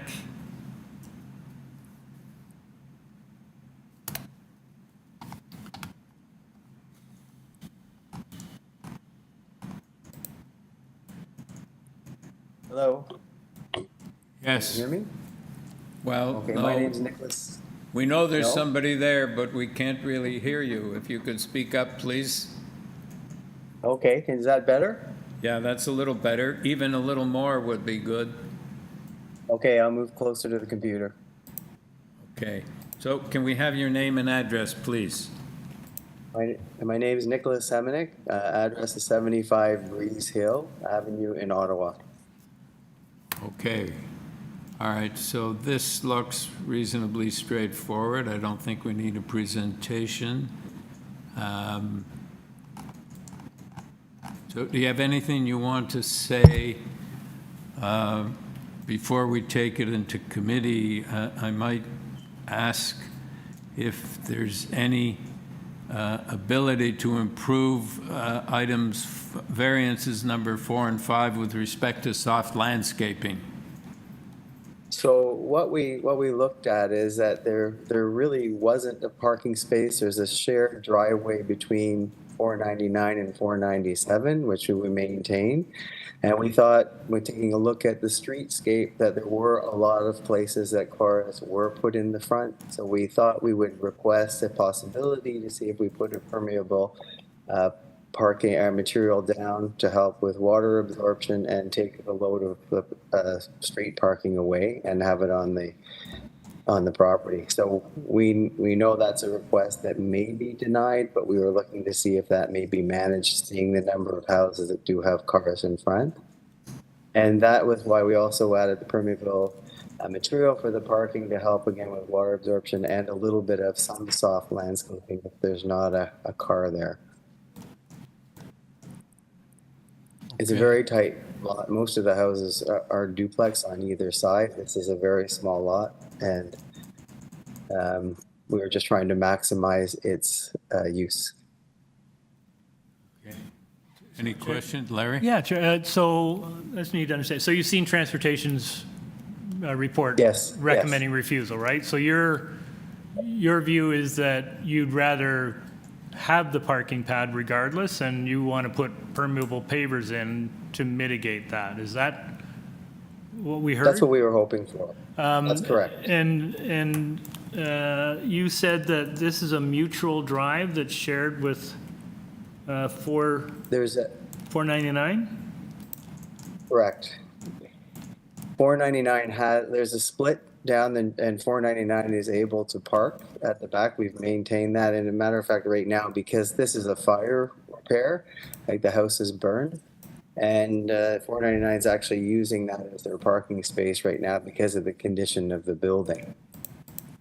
So that's what we thought. Well, if we were able to have a parking spot that's easier for her access, and we still maintain access to our backyard. So you're still proposing to park in the backyard in your reconstructed? No. No, so they're parking in their backyard, but you want to park on the drive in the front? We wanted to park off the drive on the front. But it doesn't so look that like the there's a neighbor whole next lot door- of space there. So you want a parking pad that is independent of the right-of-way? Correct. That's what was showing on the site plan. Okay. Hence, transportation's concern about this. Well, some of it's on the city Correct, yeah. boulevard. Yeah. Yeah. So Yeah. you understand that even if we approve variance number 6, you still have to apply for a permit, and you may not get a parking pad in the front. Well, we're going to try. We thought if there's a possibility, we would try to get it. That's why we're trying to put it through as part of the plan. So we know it's that we might not get it, but we thought we would try. There are a lot of, I know there's no precedent, but there are a lot of houses on that street, a lot of small houses that do have parking pads in front. So, Yeah. and we thought that was probably used to alleviate the congestion on the street. So we thought we may ask and see if that's possible. Okay, but all I'm saying is our approval doesn't mean you got a parking pad in the front. You still have to Understood. satisfy transportation. Understood. Right, thank you. Carl? Thank you, Mr. Chairman. The proposal for your parking pad would require another curb cut adjacent to the existing curb cut for the shared driveway. Is that correct? Yes. Okay, and that's going to be That's a correct. concern because that's going to remove parking from the street. Mm. Okay. Okay. Plus, sorry, Carl, you done? I just, one more, and one other question. You mentioned you're proposing permeable pavers for the area that's designated for parking pad. Oh, no, because they don't count. It's okay. I answered my own question. Thank you. Sorry, Larry. I was going to, probably the same kind of question. So if you didn't have the parking pad, the presumption would then be that you wouldn't need a variance for front yard landscaping, soft landscaping?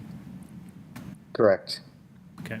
Because you are a little bit light on front landscaping, right? Even permeable pavers don't count towards that, but. That's correct. Thank you. Mr. Chairman, could I ask a question of the Deputy Secretary Treasurer? Yes. In a case like this, where there's a variance request to provide front yard parking and transportation is saying it's not in their purview, it's governed by another bylaw, how do you proceed if we approve the variance, it has no value, except if they also get the approval under the other?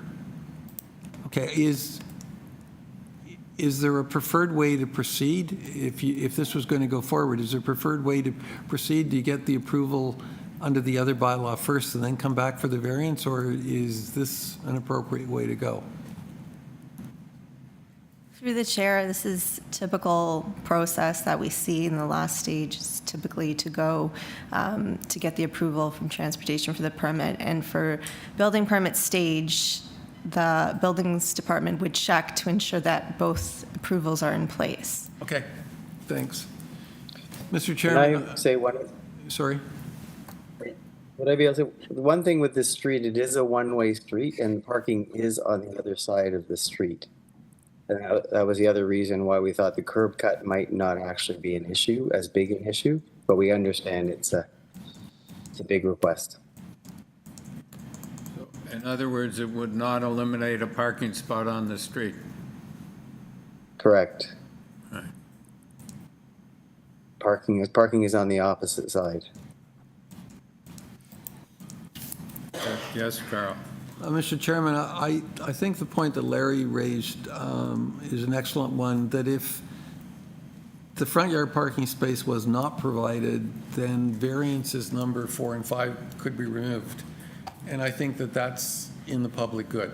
I really do. So on that basis, as much as I think the rest of the application is reasonable, I won't be supporting the provision of the front yard parking space. Okay. All right, do we have a motion? I just want to comment that that's probably why they need two different departments to look at this parking, not just transportation. We also have to look at the implication of the parking, which in this case is reducing the soft landscape. I didn't quite catch. That's just a comment. Pardon? No, that was just a comment that I realized why the system requires two different departments to look into this matter, not just consultation. Okay. Right. All right, do we have a motion? Larry? Sure, Chair. I'll take this one. I think for the reasons that we've talked about, I think, and transportation's concern about this, and also to be relatively consistent in the application of this bylaw across the city as we've tried to be, I have no problem with the building and the variances associated with that. But I do think that my motion to approve will be that we, or my motion will be that we approve, so we eliminate 1 and 2, right? We don't need 1 and 2? Sorry, which is, I haven't got it. Oh, open. 5 and 6. 6 is the parking space, 4 and 5 are the landscaping related to that. Sorry. Thank you. I didn't have it open. I'm sorry. I should have. I will move approval of variances 1, 2, and 3, and refuse variances 4, 5, and 6.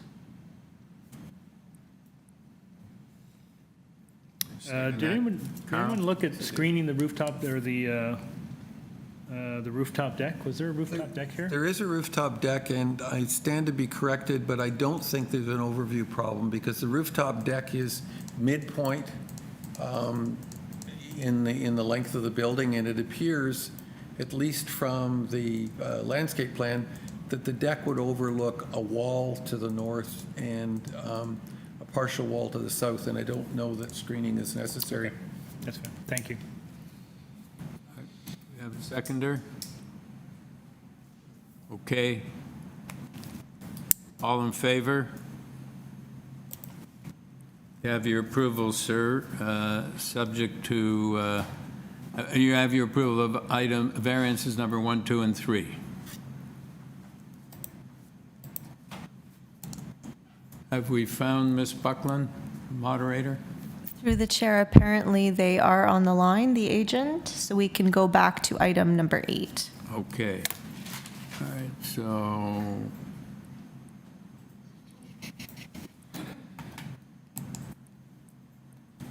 Jennifer, you have unmuted.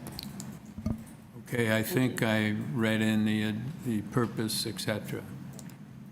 So, Ms. Buckland? Hello. Yes. Can we have your name and address for the record, please?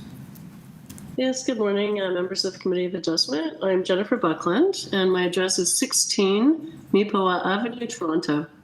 All right, and we need a presentation from you because there is opposition.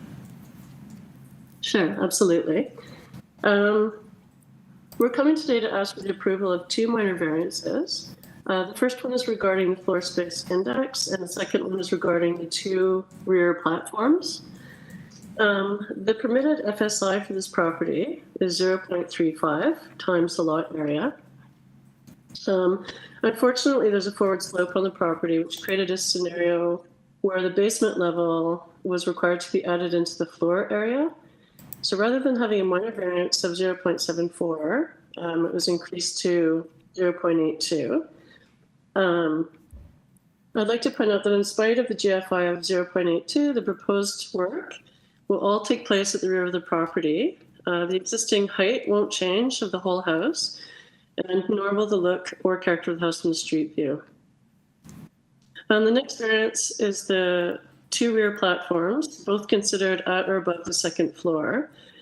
The larger of the 2 decks, which is 32.3 meters, although required to be treated as a 2nd floor deck, in reality, again, because of the forward slope, it's actually only a couple of feet above the finished grade at the back of the property, and therefore also kind of just a couple of feet above the height of the neighbor to the north that's opposing to their finished grade as well at the back.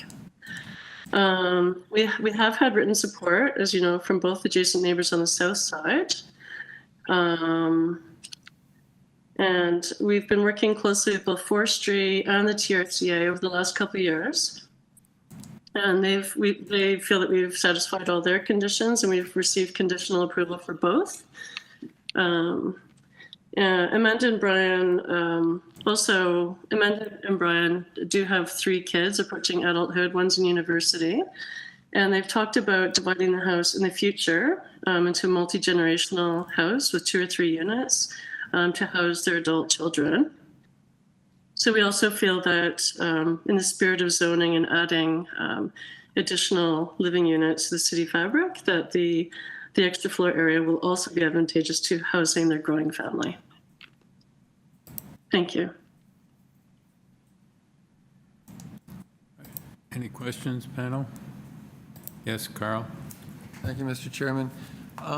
Jennifer, on your 3rd floor plan, there is no access to the roof. There's a roof over the large patio area, but there's no access to that, right? Oh, sorry. So you're showing the roof deck below. The roof deck below, I understand that. That's the roof of the little kitchen extension. But then on the right, and that's just the roof over the big patio, right? No, okay, so on top of that large patio, there's an extra room, a music room that we've added. Yes. And what you're looking at in that plan is the roof of the music studio, but no, there's no access to that. Okay, so then my question has to do with the next drawing, which is the roof plan A104. It says a new roof deck below. It's not really a roof deck, it's just a roof, right? Oh, sorry. Yes, no, sorry. That I did misname that. There is no access at all to that. Okay. It's a bathroom that connects to it, and there's just a window. Okay, I just wanted to clarify. So there's 2 decks, one the big one with the barbecue and all that, and then the one that's over top of the kitchen extension. Yes, and I would like to point out that the lower one, the large one, which unfortunately was triggered because of the basement now being named the ground, completely enclosed, or almost entirely enclosed by the whole fireplace wall. Yeah. And there's actually a lot of greenery, and the lots are really large with and quite well forested and whatnot as well. So it will be very, very private from the neighbors to the north. Thank you very much. Thank you. Nicholas Singh.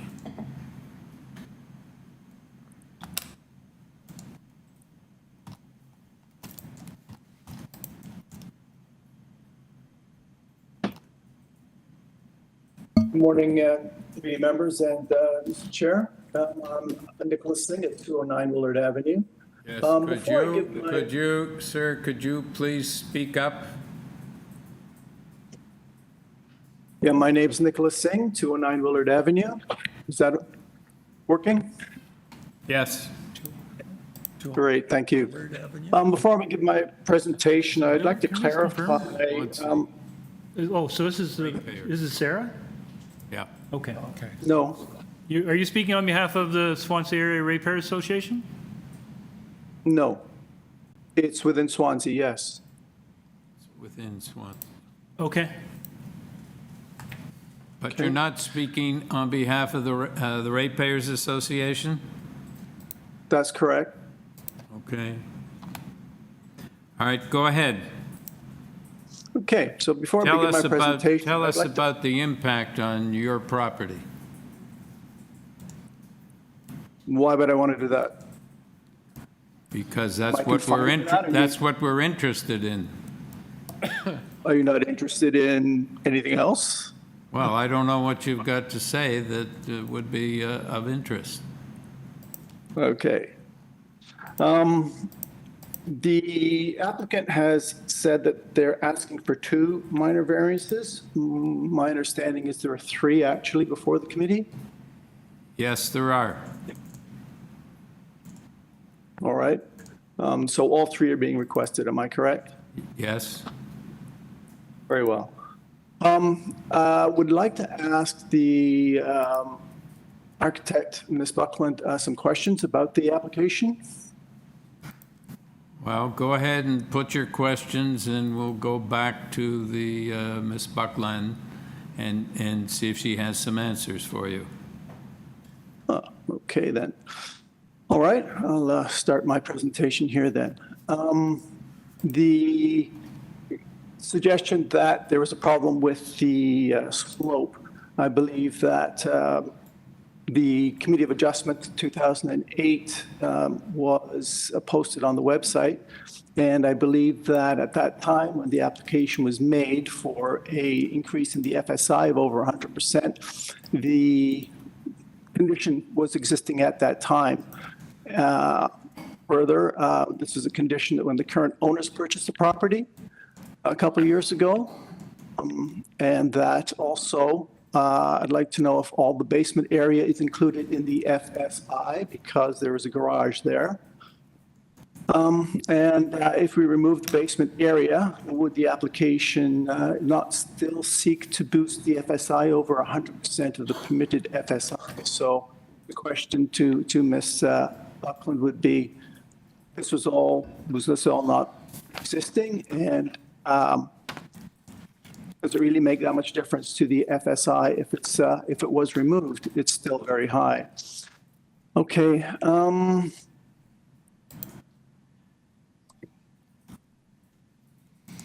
Yeah, I'd also like to ask why this proposal is not supported with any of the prescribed studies as required by the official plan, and in particular, Section 4.1.5 and the Planning Act in particular, Section 45.1 and 45.101.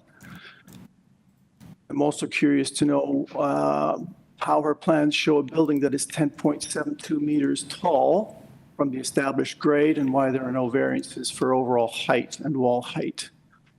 Okay. So regarding the test of maintaining the intent and purpose of the official plan and the test of maintaining the intent and purpose of the zoning bylaws, Section 45 of the Planning Act says in part the following. Section 45.1, powers of committee. The Committee of Adjustment may authorize such minor variance from the provisions of the bylaw if, in the opinion of the committee, the general intent and purpose of the bylaw and of the official plan are maintained. I'm sure you're aware of that.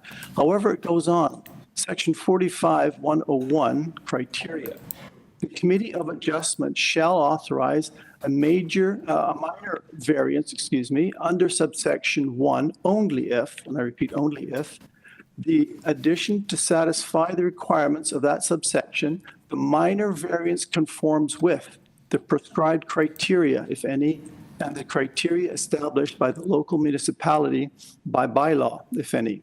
So this tribunal is bound by the Planning Act to follow the criteria set down by the official plan in determining if a variance maintains the intent and purpose of the official plan and bylaws. And the members of the committee are only permitted to authorize a minor variance if all the criteria boxes are ticked. Section 415 of the official plan sets out a path for developers to follow in determining the prevailing character of the neighborhood, and we don't see that before us today. In which the proposed development is situated, the developer must look at the neighborhood as a whole, determine the broader and immediate context, consider the frequency of occurring physical characteristics, and propose a design that respects and reinforces the physical character of the neighborhood. And that is the test for intent and purpose of the bylaw. I would suggest to you that that is not before us today. Where evidence presented by the applicant fails to demonstrate how the proposed variances respect and reinforce the prevailing characteristics, the application fails the test and does not meet the requirements for approval. As I quoted earlier, the committee may only approve an application if all the boxes in the prescribed criteria have been ticked and absence of evidence is not grounds for approval. So the variances. Variance number 1 triples the FSI. Not only is this simply on the face of it not minor, but where the bylaw places a ratio to match house size to the lot size, the intent is clearly to match the house size to lot size. And this application seeks to unhook the house size from the lot size. Your time is almost up. Would you I'm doing please that wrap now. up? Thank you. Yes. is seeking to unhook the house size from the lot size, which defeats the intent and purpose of the bylaw and fails the test. Variances 2 and 3, the same can be said for the size of these decks.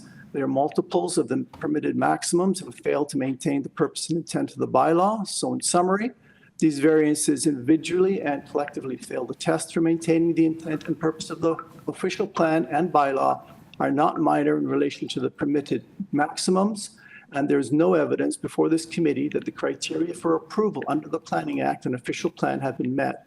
For the above reasons, I submit these applications should be refused. Thank you. Thank you. Ms. Buckland?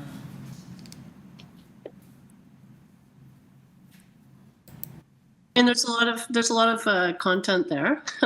So the ones I'll address is, sorry, yes, there are officially three minor variances.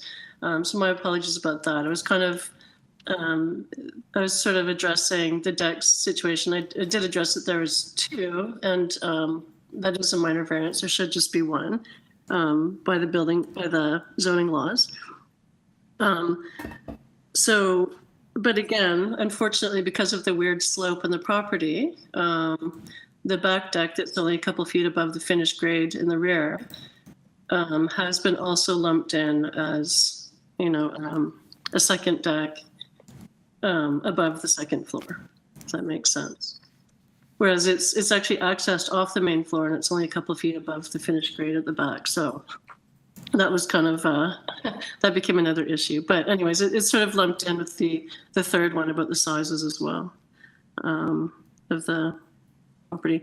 And as for the basement, to answer your question, yes, there is a garage there. About 2/3 of the basement floor has been added to the GFI, which if it hadn't been, the GFI would have only been 0.74%. And 0.74% is actually there's a lot of properties on that street and the immediate area that have been approved of minor variance of, 0.74 and above. So again, speaking to the character of the street, I did mention that all of this work is going on in the back. None of the immediately adjacent neighbors have opposed. And it does not change the character of the street or the neighborhood from the street view. It looks exactly the same. There's nothing changing there. Thank you. Thank you. Any questions, panel? Okay. Do we have a motion? Yes, Carl. Thank you, Mr. Chairman. I appreciate the objector's presentation. I don't agree. I think that the proposal before us does in fact maintain the intent and purpose of both the official plan and the bylaw, and I think on top of that it's a remarkably good proposal. I think that relates well to its surroundings. It respects the natural environment, and it works creatively and positively with the grading and the slope. So I would like to move a motion of approval, subject to, and I need some help from the Deputy Secretary Treasurer on this one, the ravine and natural features protection requiring conditions. Does it include the payment as well, which is submission of a security deposit, or are we okay with just going with submission or with condition number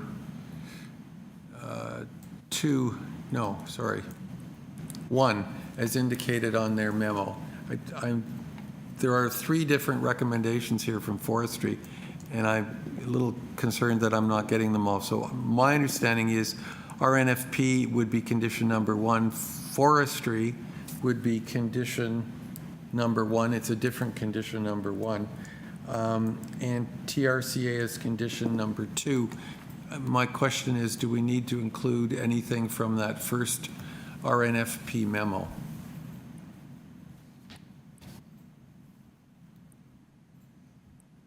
On the tab, it's right under the tree protection plan. Through the chair, I don't believe so. I think the only conditions would be TRCA number 1 and number 2 that they reference in urban forestry number 1. Okay. Okay, and the only other thing I'd like to suggest is a note in the minutes, just so that down the road there isn't confusion, that on the roof plan, drawing A104, the roof deck, the new roof deck noted on the north side is in fact not accessible. It's a mistake in the drawing, but I could see down the road believing we've approved a roof deck there. In fact, that one. It's just the roof over the big deck on the ground. And that's it. You have a seconder? Yes, Larry, all in favor? You have your approval. Thank you. Number 10, 15 Bain Avenue. The purpose of this application to alter the existing 1.5-story detached dwelling by constructing a 2-story rear addition with basement, a 3rd floor addition, and a 3rd floor rear rooftop covered deck. Also to construct a new roof over the existing front porch, a rear ground floor deck and stairs, as well as a new rear basement walkout. Also, the existing ancillary building, garage, and the rear yard will be maintained and unaltered, and the existing shed will be demolished. With this application, we have material submitted by the applicant. We have a report from community planning, and we have 10 form letters in support. Sylvia Ed L. Embos. Oh, I'm here. Okay, can we have your name and your address for the record, please? Yep, I'm Sylvia Edelbos from Just Drafting at 216 Netherland Street, Toronto. I represent my clients at 15 Bain Avenue. Okay, so, yeah, this seems straightforward. Do you have anything you want to say to the panel before we go into committee? I think the only thing I wanted to point out was item number 2, the main wall height. That height has been taken to the overhang at the top of the dormer rather than the overhang on the main roof. So in fact, our main wall height to the main house roof is only 7.24.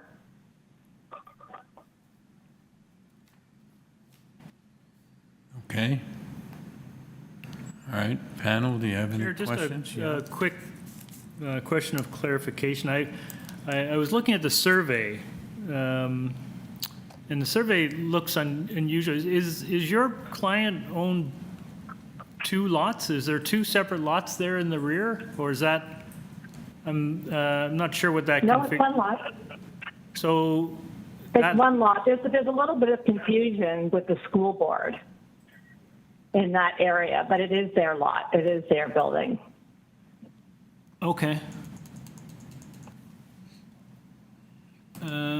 So, I see. That's just a timber retaining wall surrounding a garden. That's right. Pardon me. I was thinking that looked like a lot line, so that's why I was struggling. And then it had the word lot in the middle.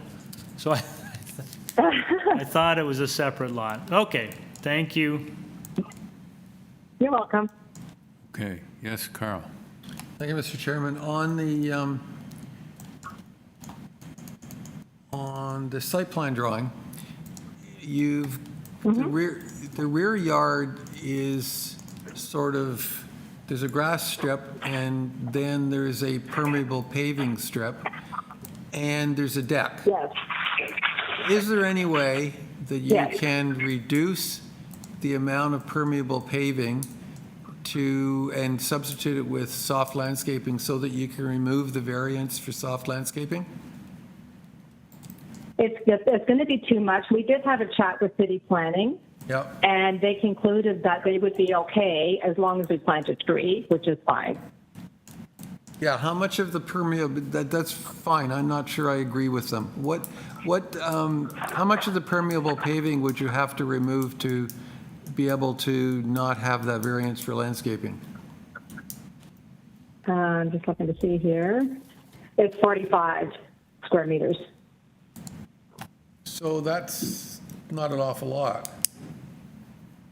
And you've already got a deck. It's not like you don't have an outdoor living space. So Yeah, the deck is very small because the family there really likes to use that patio area. The deck is really just a way to get downstairs. Okay, and you'd need to remove 5 square meters, so it could be 1 meter by 5 meters wide. So the strip that you've got for permeable paving is 4.03, I think, or 3.8. 08, yeah. Yeah. And if you were to put a planter next to the shed of 1 meter, you wouldn't need the variance. I think I'm not sure. I can't answer that. I think my clients were happy to sort of have some chat about the backyard. However, when planning said, well, we'll be okay with it if you plant a tree, we kind of closed that dialogue.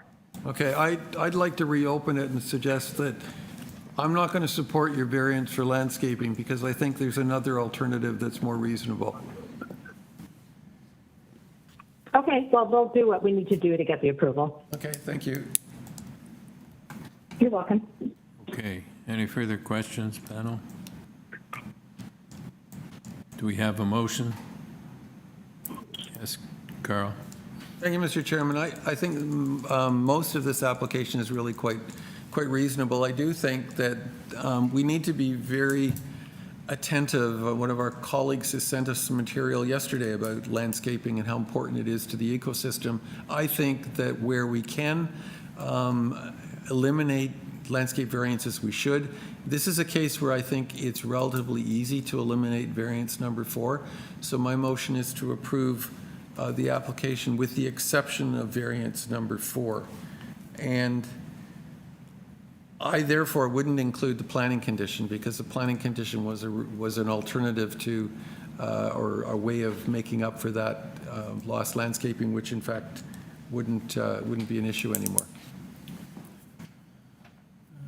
Chair, if I might, just before we vote on this, I just want to get some clarification. Number 4 is seeking a variance for 37%. Mm-hmm. So it's 20 square meters. Did I hear you say 5 square meters? That's what she said when she. That's 20 square meters. So that seems a lot more than what I thought I heard the discussion. Yeah, it is, but I still think. 20 square meters is a big chunk though, right? Yeah, but there's a lot there. There's a fairly substantial amount there. Well, let's figure out how it is. It's 5 by, 6. 6 by 8. There's 48 square meters, I think, around, something like that. So I still think it's doable and reasonable. Would you be open to re-engaging just to see what is possible on their side, or you want to just stick with this? I'm happy to re-engage. They basically said they didn't want to change it. They just wanted to plant the tree. Okay. And I don't think tree's nice, but I don't think that's a good substitute for the loss of that much soft landscaping when it actually can be accommodated. In most cases, it can't be. In this case, I believe it can be. And they're doing it by, it looks like there's asphalt there, right? So they're. No, it's permeable. There's permeable paving. If you look at the back, the space between the shed and the deck is all permeable paving. So therefore, it's not counted as landscaping. And the strip down here is, on this side, is grass. See there, it's grass there. Yes. Here. And this is all permeable. So this is the school over here? I believe so, yeah. So my only concern was just looking at this, Carl. So I'm sorry for everyone looking at a Google view, which looks like an asphalt driveway in there. That's why I'm questioning what's going on here. Then the drawing. Chair, could we just go out to committee just for, I just want to make sure I understand this one. I know everyone else might. I think you're right. There's a right of way there. Can we just go back and ask a question of the applicant? Yes, go ahead. Thank you. We're just looking at a street view of your property, and you have, in your site plan, you have permeable pavers in the rear, but just looking at the street view from 2021, there looks like an asphalt driveway leading to a garage. going to replace the asphalt at the back. I'm sorry, say again? They're going to replace the asphalt at the back. So you're removing the asphalt? Permeable paving. Yeah. And you're putting permeable in there? Are you still using that as a garage? Yes. No, they're not. So they're not parking back there? No, they're not. Well, if that's the case, then I tend to, I'm in agreement with my colleagues. Well, there's an opportunity to remove that. If you're removing the asphalt anyway, maybe soft landscaping is your preferred alternative. Is there a way we can sort of like bring up my percentage so that I don't lose 20 square meters of space, of Okay, park space? what would you suggest? Can we go to 45?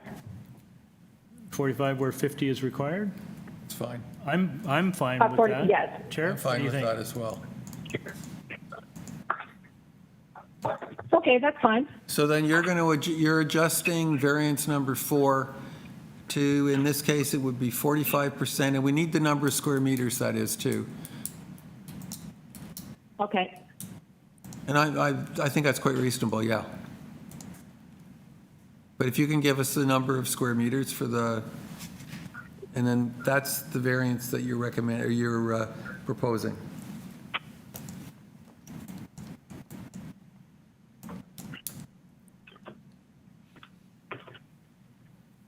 Always leave the planning condition in.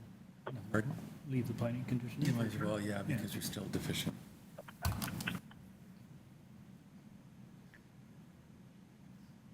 So, Mr. Chairman, I would remove my motion because it's going to change based on what she gives us. Yeah.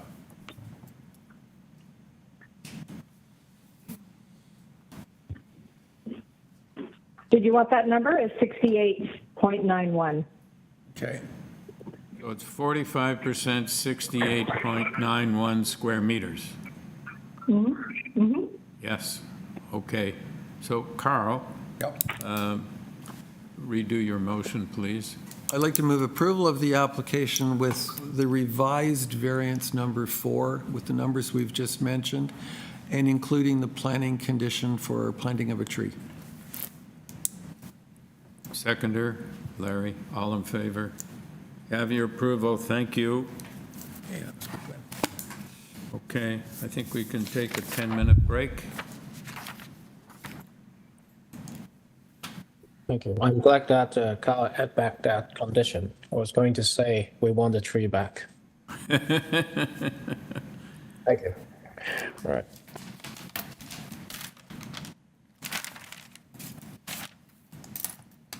Okay, so return at 5:02. Yeah. Pardon? Yeah. Oh, sorry.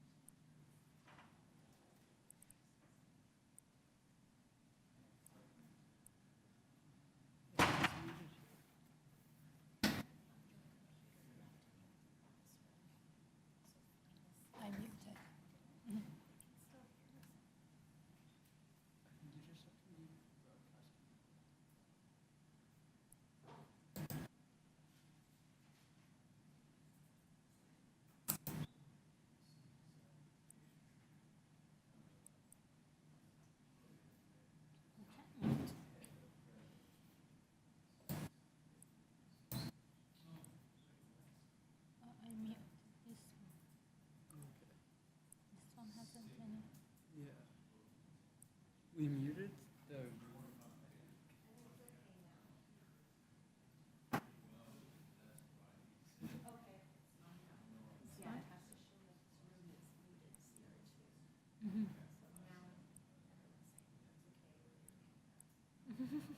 But CR2 was mute.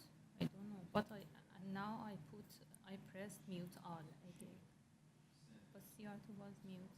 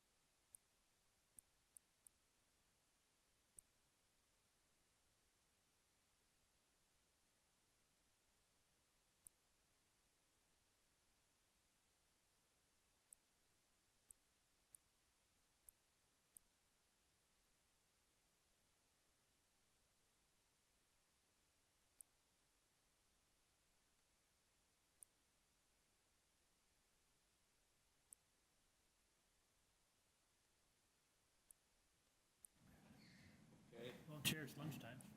Are we ready? Yep. Yes. Okay.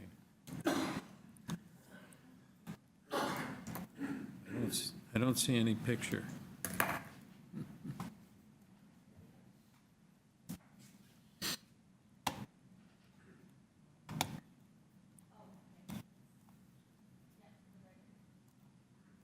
Is Aaron back with us?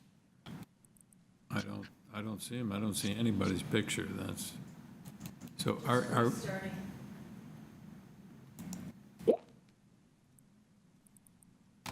Aaron here, I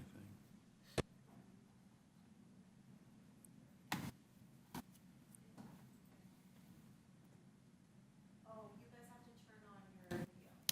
I'm trying. How do you do that? I'm trying, and I can't get my cursor to go across. Okay, what do we do? Which one do you do? Yeah, my video's at the bottom, says start video. I'm having trouble with my, I can't get my cursor to go over here. Just swish it. Which See, one I is can't that? get my, it Try a won't. different side of the screen. Oh, there you go. Okay, what do I do? This, Move yours, like move this thing up so you can see the bottom. Just click it and then drag it.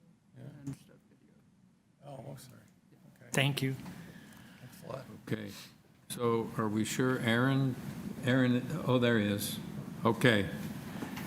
All right, we're back. Number 11, 75 Ellis Avenue. Purpose of the application to construct a two-story ancillary building, a detached garden suite with a second-story balcony and a green roof abutting the south lot line. With this application, we have material submitted by the applicant. We have staff reports from Ravine and Natural Feature Protection and from the Senior Planner of Toronto and Region Conservation Authority. Support from 28 Woodland Heights and 3 form letters in support from 27 and, well, 28 Woodland Heights again.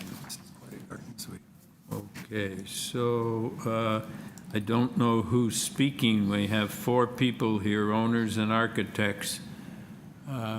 Moderator, do we know who's on the line? Through the chair, just stand by for 1 minute, please. We're just dealing with a technical difficulty, just resetting.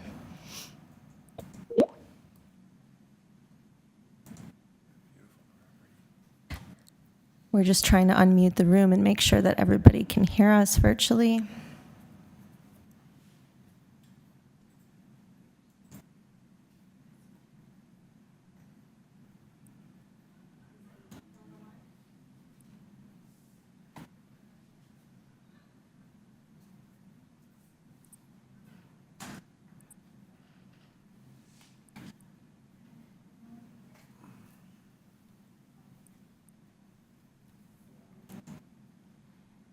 It seems he left the room. I should call him. Through the chair, just bear with us 1 minute. We're just trying to reach the applicant. All right, so should we move Yeah, I'm on? here. Hello? Yes, I'm here.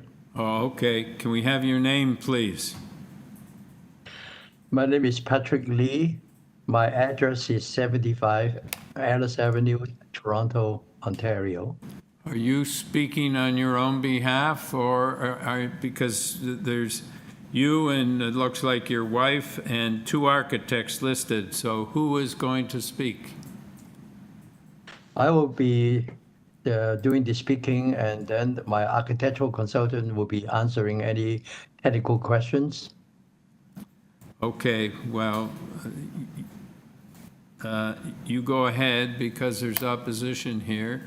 So you go ahead and you give us your presentation, and then we'll see if the architects need to speak or not. But, okay, go ahead, sir. Thank you.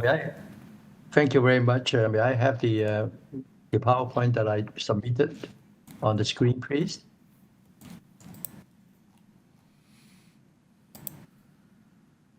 Not this one.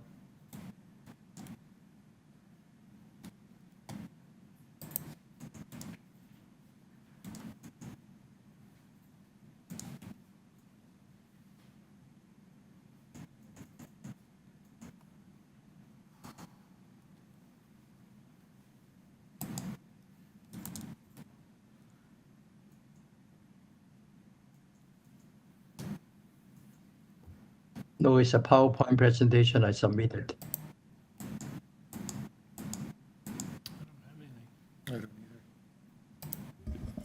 Through you, Mr. Chair, I'm not seeing any PowerPoint in any of the late materials packages as well. Through the chair to the agent, what was the date that you submitted this PowerPoint presentation? It was last week, and Wills told me that he has already stamped and posted onto the site.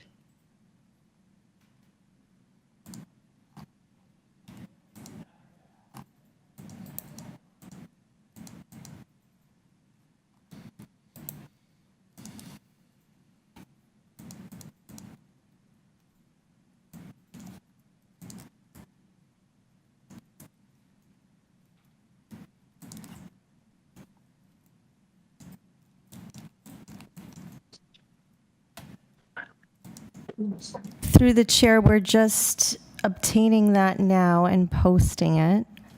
We should have Yeah, thank you that very much. material. It's in the very late materials folder, marked as 11E4. Thank you very much. Yeah. Okay, so maybe can I start now? Yes, go ahead. Next slide, please.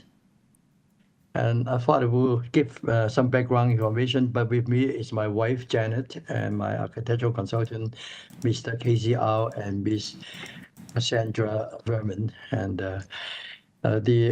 my wife and I have been residents on our property since 1983, so almost like 40 years ago.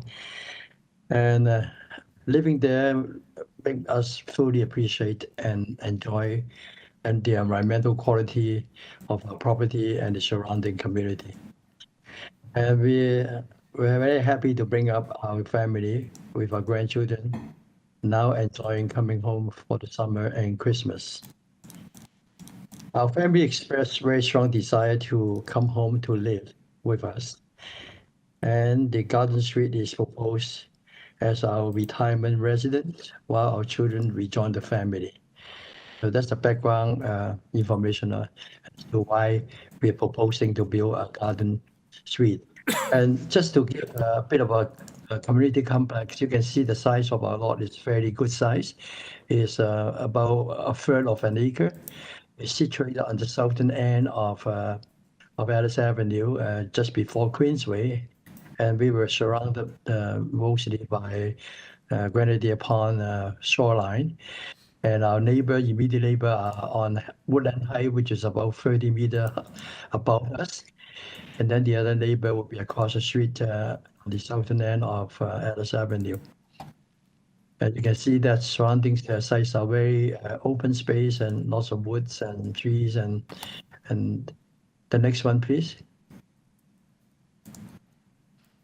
And this is a landscape site plan showing what we're proposing on the north end is our existing house, and with the garage on the west end, and the driveway is existing. We are using the existing driveway, and so there's no change on the existing driveway at all. And the garden street was located on the south side of our existing building, and we're also proposing a green roof on top of the garden suite. And then you can see that the whole thing was designed barrier-free because we are planning for a future need, if and when we need wheelchairs. So you can see that we have a wheelchair ramp proposed as a front garden, so bringing us up from the driveway all the way to the garden home. Next one, please. Here's the site plan. You can see a little more clearly how the proposed garden suite relate to the existing building. And it is a setback 7.5 meters from the existing house. Basically, it's located in an open field and away from the existing slope and away from existing vegetation. And we are maintaining the landscape quality of the surroundings. Next one, please. The following are showing the elevations of the building. This is the west elevation. That's what you see as you're driving in from Ellis Avenue. So a very modest house in scale, and the material mostly would be limestone, which is consistent with the existing house, and then with some very simple window, and the entrance is on the left-hand side of the building. Next one, please. And here's the southern elevation and facing the pond, and with a lot of existing vegetation surrounding it. As again, it's a very simple elevation. And next one, please. And this one is facing Grenadier Pond, so we wanted to take advantage of the view and to have as much glass and window and door as possible. And we're proposing a balcony on the second floor where the master bedroom is, so that we can fully take advantage of the Grenadier Point in front of us. And the balcony is Mr. Lee, you only have about 20 seconds, so if you could wrap up, please. Okay, so let's go through the next two slides. Okay, next one, please. So this is how it looks in terms of the perspective, and that's the previous one was the view from Ellis Avenue, and this is from the Grenadier Pond. And the last slide would basically be summarizing so basically we have minimum impact on existing environmental quality and neighborhood character.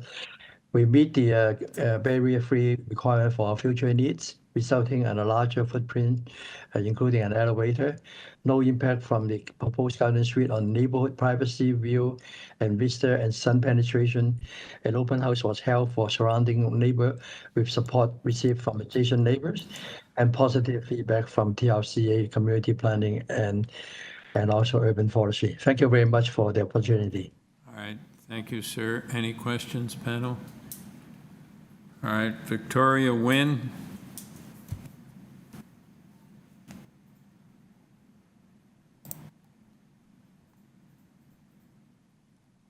Of the Swansea Area Ratepayers Association, and I'm the Swansea Area Ratepayers Association is an incorporated not-for-profit community support association which has an interest in good planning and development on behalf of the Swansea community in the Greater Swansea area. In the light of the denial of our third-party Can right we of have appeal- Ms. Nguyen? I don't think we got you gave us your name and your address. Okay, can I start again then? Go ahead. I'll take my 5 minutes back, okay? Because I forgot to do something else. Okay, my name is Veronica Nguyen. I'm speaking on behalf of the Swansea Ratepayers Association, which is 95 Lavinia Avenue in Swansea. All right, go ahead. Okay, so I would like you to, I forgot to do this, but anyway, could you pull up the wait till I see what I want pulled up. The zoning bylaw notice from the city. I want to be able to pull up the architectural drawings from the applicant, and then also the presentation that Mr. Lee just presented too. So I put them up in that order, okay? Thanks very much. Okay, so first of all, so I'll start now. Okay, so first of all, the issues that are on the table here were presented by the assistant planner, Bruna Negra, Ms. Negro, but as mentioned in the applicant's letter, but unfortunately, because he didn't like her reply or he found her rude or whatever, we didn't hear what she had said about them. So she talked about, I'll be talking about the maximum height of the garden suites, the maximum stories for garden suites, access to a balcony on the second floor, and total floor area. Okay, but the main reason why I'm presenting is because this application actually presents as a severance rather than as a garden suite application. And the zoning code for this site is it's in an RD zoning area, 15 meter front lot, and also 0.35 FSI. But of course, as we know, garden suites is not zoned under the same thing as a regular house, a detached house. It doesn't we don't get to access FSI, etc. But anyway, to facilitate this garden suites, because they actually put their front lot as the frontage as on the top of the ravine, or whether it's the bottom of a ravine, I don't know. So if you look at the architectural drawings, you will see if you put the first one, I think shows you the ravine at the top at the north end, and that's what they're calling now the front lot. And because, in other words, if they didn't use that as the front lot, they'd have to use the one off Ellis Avenue, which wouldn't make it, which would make it two houses on two full houses rather than a main house with what do you call it, a prime a garden suite behind it. So the primary house is major, but also the garden suite behind it and is 117 square meters, as opposed to, if you go by the zoning of for a garden suite, it's supposed to be maximum 60 square meters. The angular plane and the height is all out of whack. It has the angular plane is for both northeast and southeast is absolutely. We don't even know what we end up with as a height, so it's not mentioned on the plan.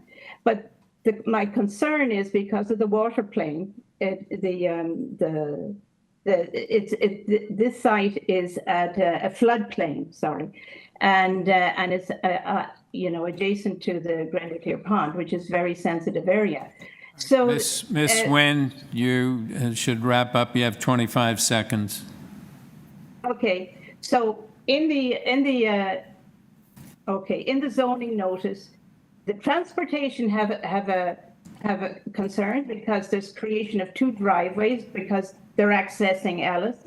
The planner has it because it's more than 2 stories. It's got a basement, so it can't be 2 stories in a garden suite. It's Your 3. time is up. Okay. Thank you. Please decline. Okay, Mr. Lee, please.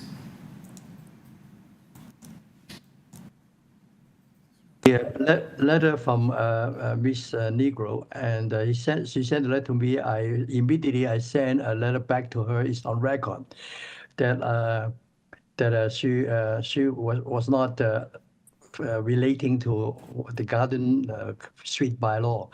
The bylaw state that I would be able to have a story high building if I set back 7.5 meter from the existing house, and it could be 2-story high building, and that's in the bylaw. So and subsequent to that, the senior planner has written us a letter to say that the community planning have no disagreement with it. So basically, the sort of notify the first letter that Mr. Negro sent to us. And secondly, I would ask Cassandra to relate to answer the question about the angular plane. Cassandra, please.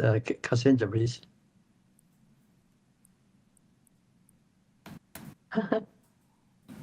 Okay. Oh, Cassandra, are you around? Or how about Casey? Can you step in? Yeah. Are they being connected? I wonder. Are they connected to my? Hello. Yes. Casey, thank you. Can you hear me? Yeah. Yeah. I'm Casey. I'm the architect of the project. I would like to just a number of questions. All right, sir, could we have your address, please?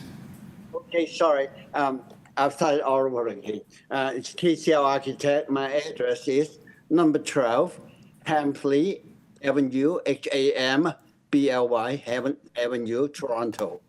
Okay. You have about 3 minutes. Well, I just started. Can I get back my 5? No, you've had your time, 3 minutes. Okay. First of all, the the frontage actually of the property according to the city is Woodland Heights. And then Ellis Avenue is actually the rear of the property. Initially, we were fighting for an application years ago for laneway housing, and we were being advised to wait patiently for the Garden Street bylaw. That's why this application reflects the intent of the Garden Street bylaw. And the proposed building is 7.5 meters from the existing building, which means the height will be 2-story, and then the area we penetrated the angular plane is only a small area kind of on the north side of the building. And as far as the area is concerned, the area we're asking for is the city, including the exterior balcony, which in essence will not be counted as GFA. And then again, the existing building, the area in the bylaw, is stated that the Garden Street area should be less than the existing building, which we have retained. And we have talked to all the neighbors and planning staff, and at the end of the day, it says this building has no impact at all to any of the residents around us. Again, I want to kind of reemphasize the actual front of the building, according to the city, is Woodland High. Ellis Avenue is deemed as the back street of the building. Well, again, we've gone through the with forestry and TLCA. This is not in the floodplain. And then if you refer to the TLCA letter, it's been addressed. And Mr. Lee's been dealing with TLCA for a very long period over the years. And okay. Is there any other questions I can answer? I think I've touched a bit of the of your concerns. Do you have any other questions? Anybody have any questions, panel? Okay. Yeah. Thank you very much. I'm more than happy to All right. answer any questions, John. All right. It's a very unique site. That's why the bylaw seemed to be kind of confusing even for the city staff when we're going through the zoning review. All right. Thank you. I think may I speak one more sentence? Yes, one sentence. You got 13 seconds. Yeah, basically, I think the situation is that this site is a very big site, very spacious, and the proposed Garden Street is a very small component, and they fit into the landscape and the community. And we only have one driveway, not two driveways, one driveway from Ellis. All right. Thank you. All right. Any Thank you. questions, panel? No. Okay. We have a motion. Do we have comments? Carl? Thank you, Mr. Chairman. I didn't understand what the concern was from Swansea. I apologize for that, but from where I stand, I can't see any downside to this application. I think it's cleverly conceived, and it's very sympathetic to both the landscape and the surroundings, as the designer just indicated. And I think it's a commendable application. I personally really like it. I'd like to move approval of it, subject to Ravenna Natural Features Condition number 1. There's a TRCA report, but they're okay. There was mention made about a planning report and concerns for transportation. I don't have either one of those. Yes, Larry. No, happy to second that. I would just echo Carl's comments. This is a really unusual and unique lot right on Grenadier Pond, and I thought as well, very sensitively designed and environmentally appropriate for the site, and all the neighbors are in great support of it. So very effective use of this unusual property. And as the applicant said, no impact on any neighbors whatsoever. Exactly. And I thought Mr. Lee was trying to sell us the property. Carl and I were wondering whether we could afford it. on it. Yeah. Okay. All in favor? Application is approved. Number 12, 105 Glade Avenue. And the purpose of this application is to alter the existing two-story detached dwelling by enlarging the front porch stairs, also to install a front yard parking pad. With this application, we have material submitted by the applicant. We have a staff report from Development Planning, Transportation Services, and we have correspondence and concern or interest from 100 Glade Avenue.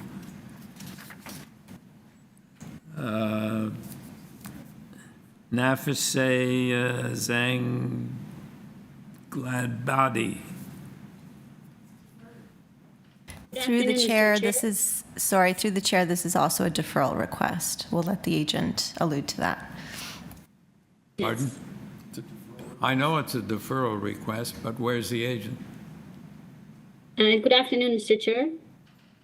Yes, can we have your name and your address, please? Yes, my name is Nafisa Zangiabadi. Address is 30 Apple Orchard Path, Thornhill, and I'm the agent representing the owner.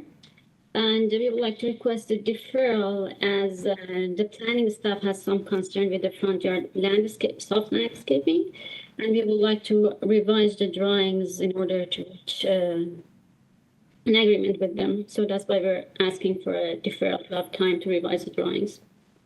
Okay. All right. No opposition, so a request for a deferral. Do we have a motion? Carl? Thank you, Mr. Chairman. I'd like to move deferral to allow the applicant to work with the planning department on their concerns with the application. Do we have a seconder? Aaron? All right. All in favor? You have your deferral. Thank you.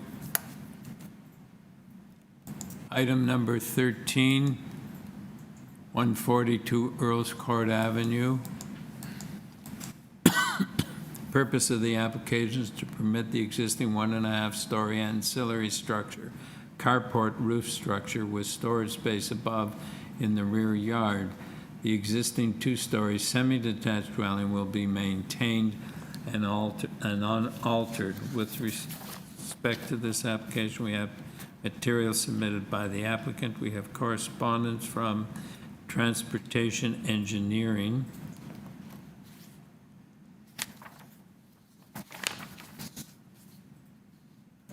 Lori Lougheed. Yes, good morning. Good morning. My Can we name have is Lori your, Lougheed, yeah, your address? 142 Earls Court Avenue. Okay, and I understand you're looking for a deferral? Yes. While soft landscaping wasn't part of the application, and it was also not mentioned in the zoning requirements, I received first an email on Monday about soft landscaping, that there had been some concerns raised by the senior planner. And then Mr. Jordan Chow contacted me from the application, he's application technician, and we discussed this soft landscaping issue, although it wasn't part of, it isn't even mentioned in the variance request, and they had some concerns. So after hearing him out, I thought that it would be best to try and have some time to investigate whether or not there could be something done with the soft landscaping. Okay. All right. So, all right. Tavis McMillan.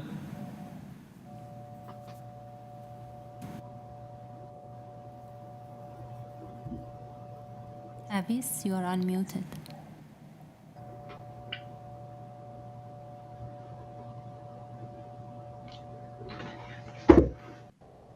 Tavis, can you hear us?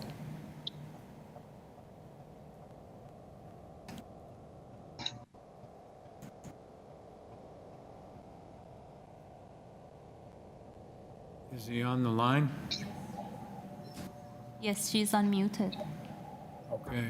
Mr. McMillan?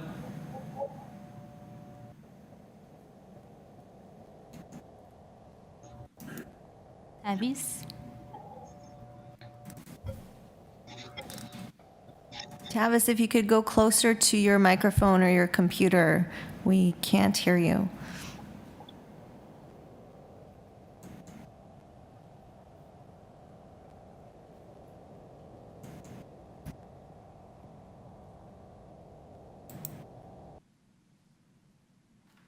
Okay. All right.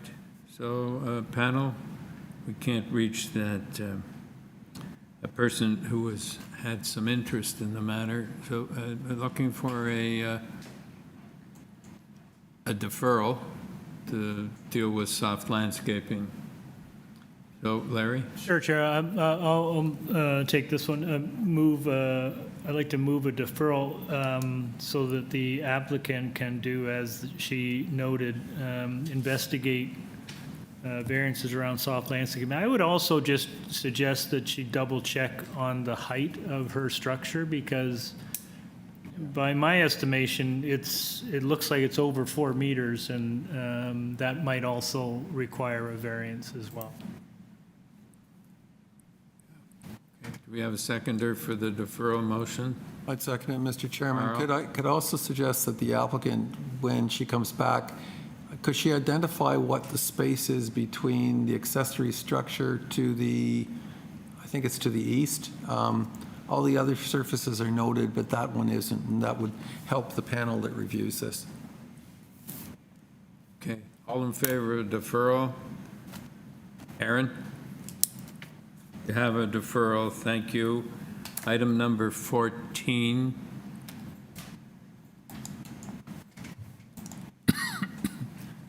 (510) Euclid Avenue.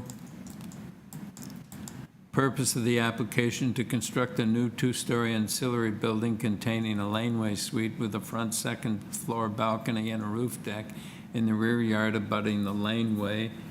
With this application, we have material submitted by the applicant. We have staff reports from Transportation Services and Community Planning, support from 512 Euclid Avenue, and correspondence in concern or interest on behalf of the Church of St. Mary Magdalene.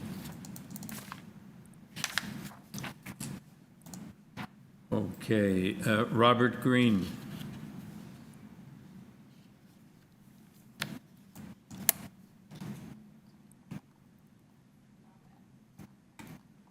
Robert?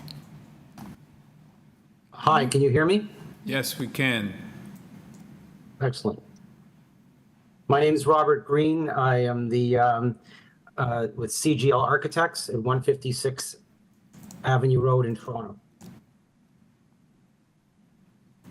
Okay. Through the chair, the agent has also submitted a red-lined notice where he is amending or seeking to amend variances. If perhaps we could start with going through the notice, and the agent can clearly state for the record which variances he is deleting from the application.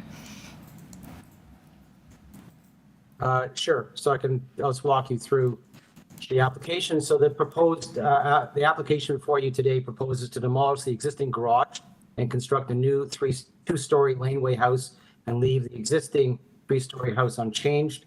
It is important to note that this property offers a unique opportunity for the design of a laneway house based on its relationship to Healy-Willem Park, which is directly to the south. The design of the proposed laneway house enhances this relationship.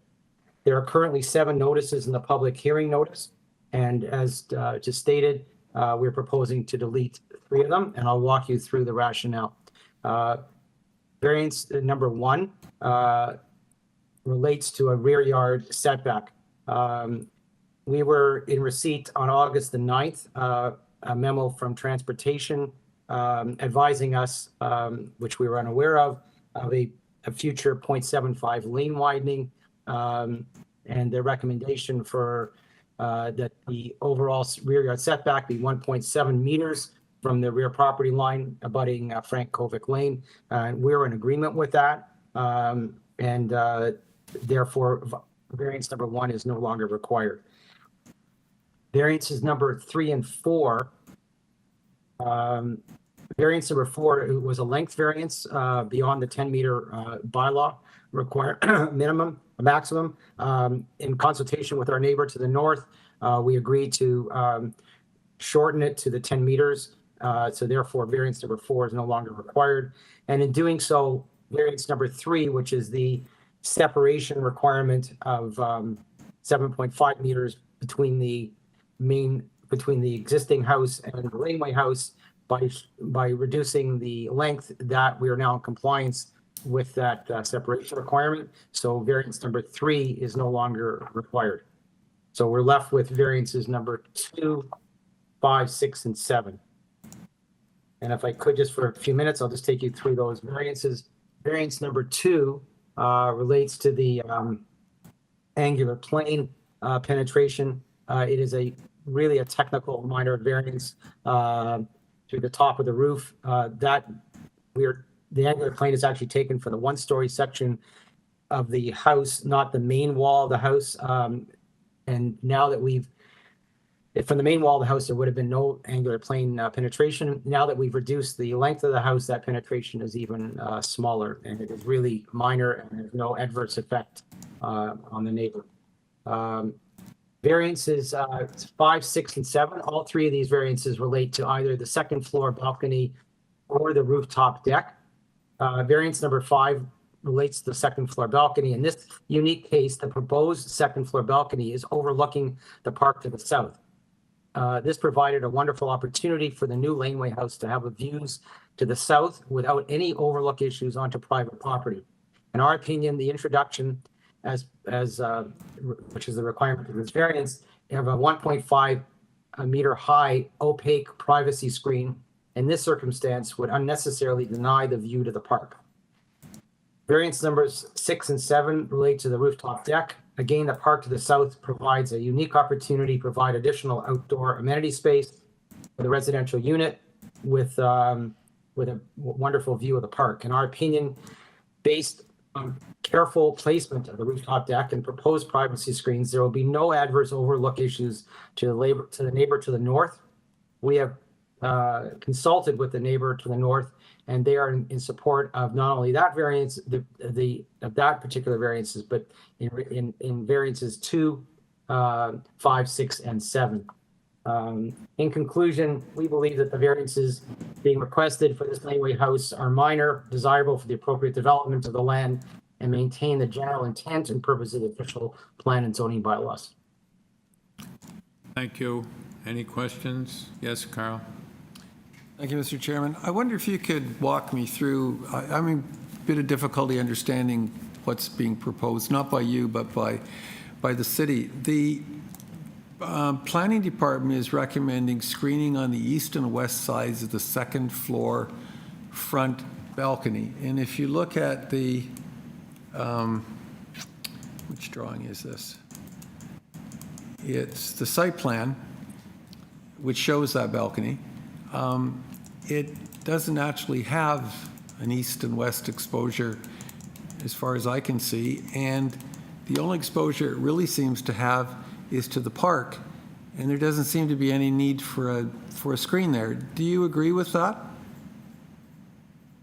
100%. And I stated exactly what you're saying. There is the balcony only does face, the second floor balcony faces the park. And as you have, I believe, stated as well, is that there is no overlook view on that particular one. And as I stated, this is a unique opportunity, which in these laneway designs, we don't often get to have a side view to a park.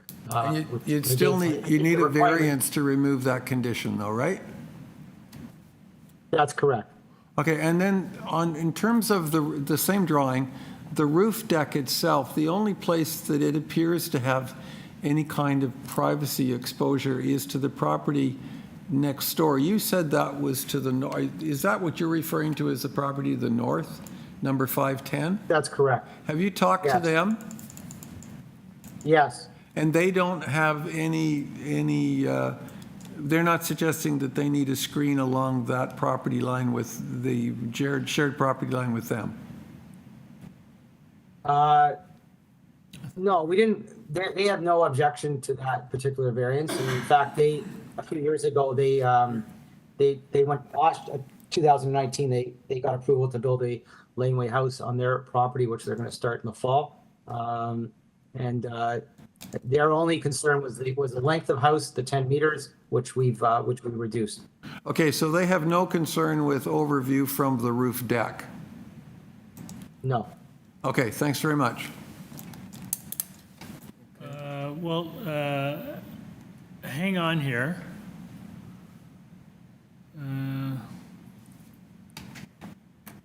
Okay, I'm just looking at the correspondence you sent in, Bob, from relating to your agreement now with 512. So the agreement you have with 512 is with respect to the size of the laneway? No, it was relating to the 10 meter. Right. To the length.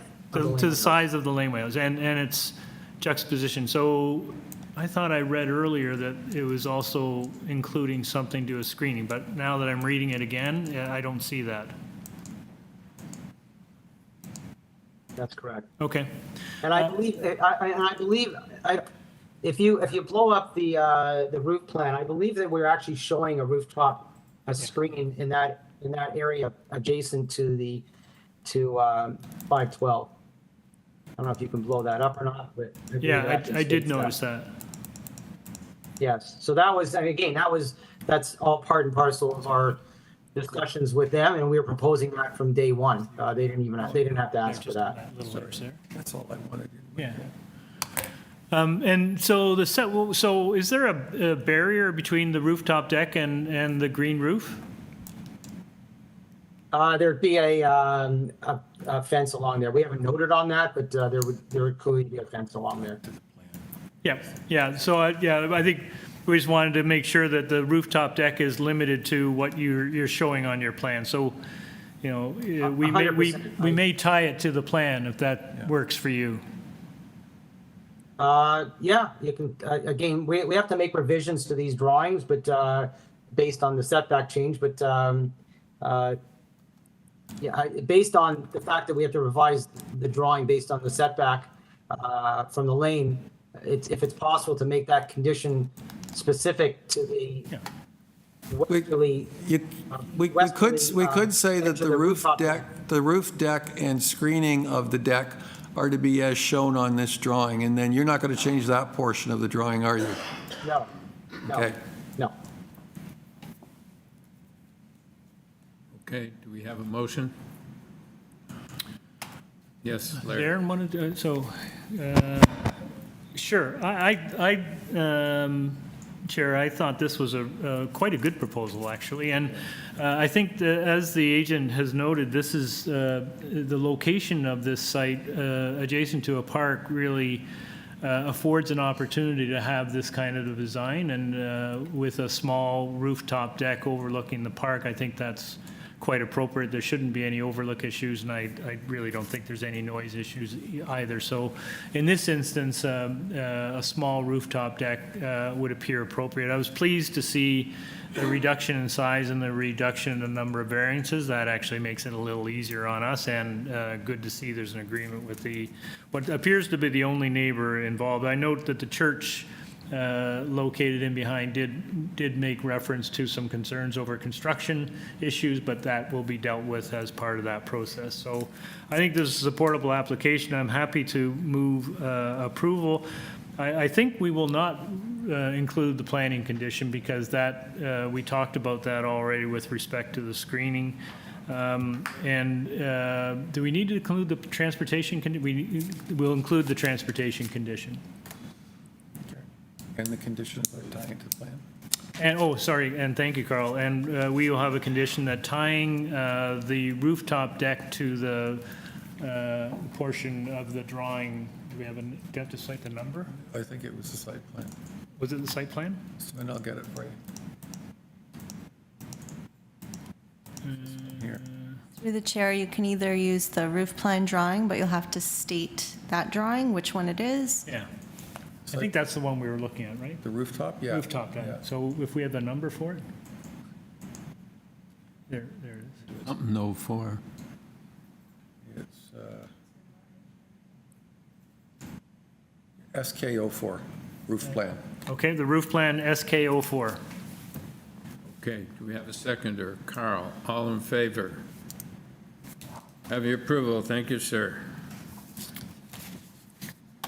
Number 15, 225 Cottingham Avenue. The purpose of this application is to alter the existing 2 1/2 story semi-detached dwelling by constructing a rear basement addition that will be below a ground floor deck. The deck already has an authorized building permit. With this application, we have material submitted by the applicant and correspondence in opposition from 223 Cottingham Avenue. Okay, Michael Cogan. Yeah, I'm Michael Cogan, agent. Okay, can we have your address, sir? 40 St. Clair East.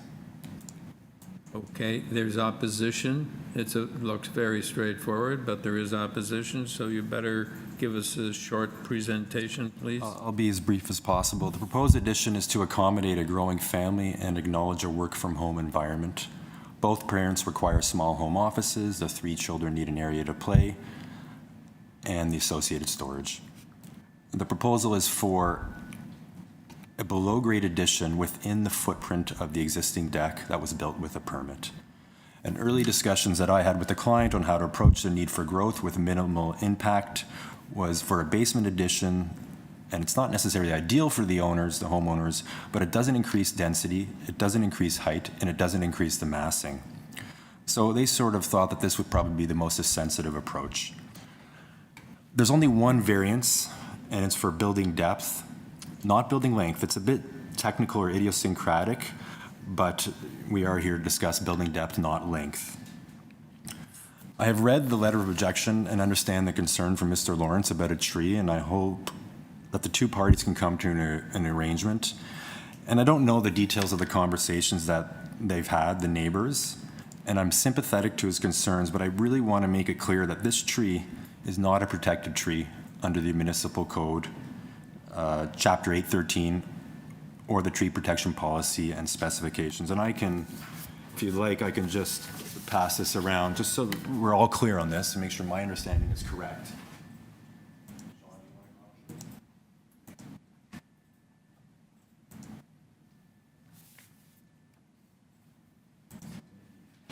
Yeah, you don't mind just sharing. No, sure. I think it did change. I think it used to be 150, now it's 300. I've highlighted the section there, and you can turn the page. Sorry, through the chair, we can't accept any materials at this time that are not online on the screen. So you'll just have to, yeah, so that's fine, but just the agent, yeah, you can just state it for the record, but you can't actually provide any materials. To be clear, the private trees are protected when the diameter is 300 millimeters or larger. The tree in question, we had it resurveyed, is 140 millimeters, so not quite halfway there. Are you able to tell us, I don't know where the tree is. I gather it's on the property line. It is, and I'm not sure, we had uploaded a new survey, because the surveyor, they only measure trees that fall within this tree protection guideline, but we had it surveyed again, and it was uploaded last week, and I don't know if that is the most current one that was uploaded. I have it here, and you have it somewhere. There it is. So zoom in. I believe it's, if you can zoom in, there's 3 on the eastern boundary. And the one that's concerned is the one beside? Yeah, the 140 millimeter. Yeah, okay.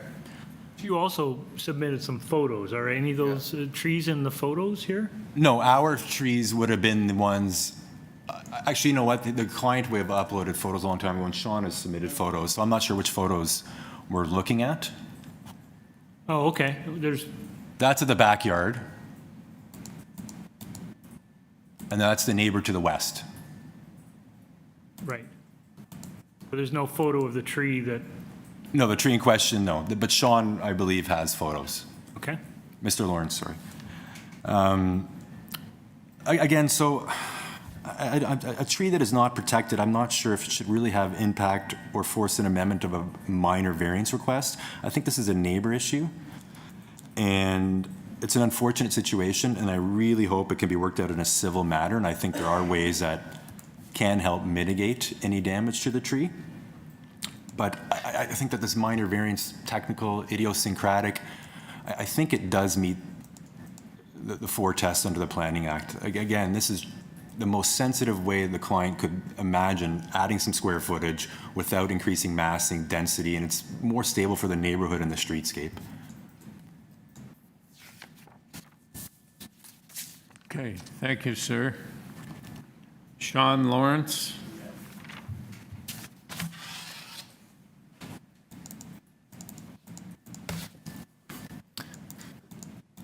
I was going to say good morning, but good afternoon, Chairman, members of the committee.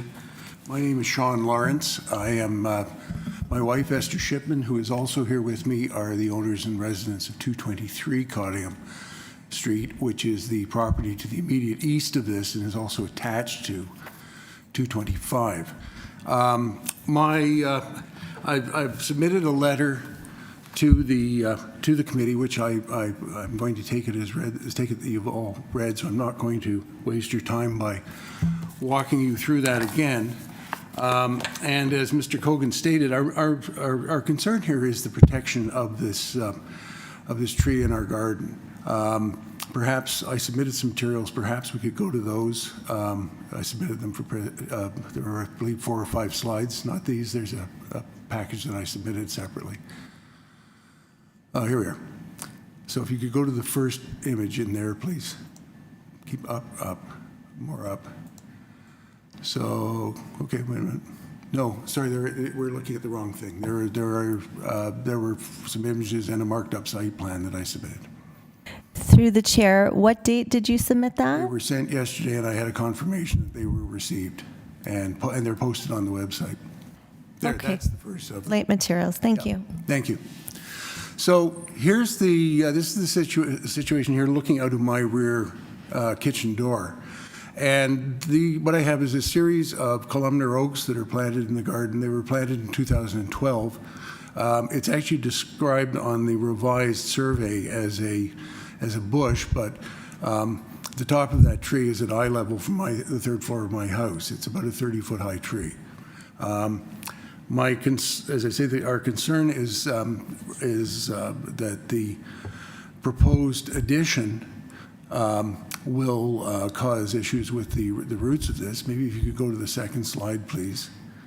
Because you'll see there the fence, the existing fence, is actually on my neighbor's side of the property. It's when they built it, they told us that it was about 4 inches to their side. I don't know if you can see the tape measure, but I'm showing it as being 60 centimeters off the property line, or sorry, off the fence, which means it's about 50 centimeters off the property line. We met with the Schwartzes, with the applicants, in early July.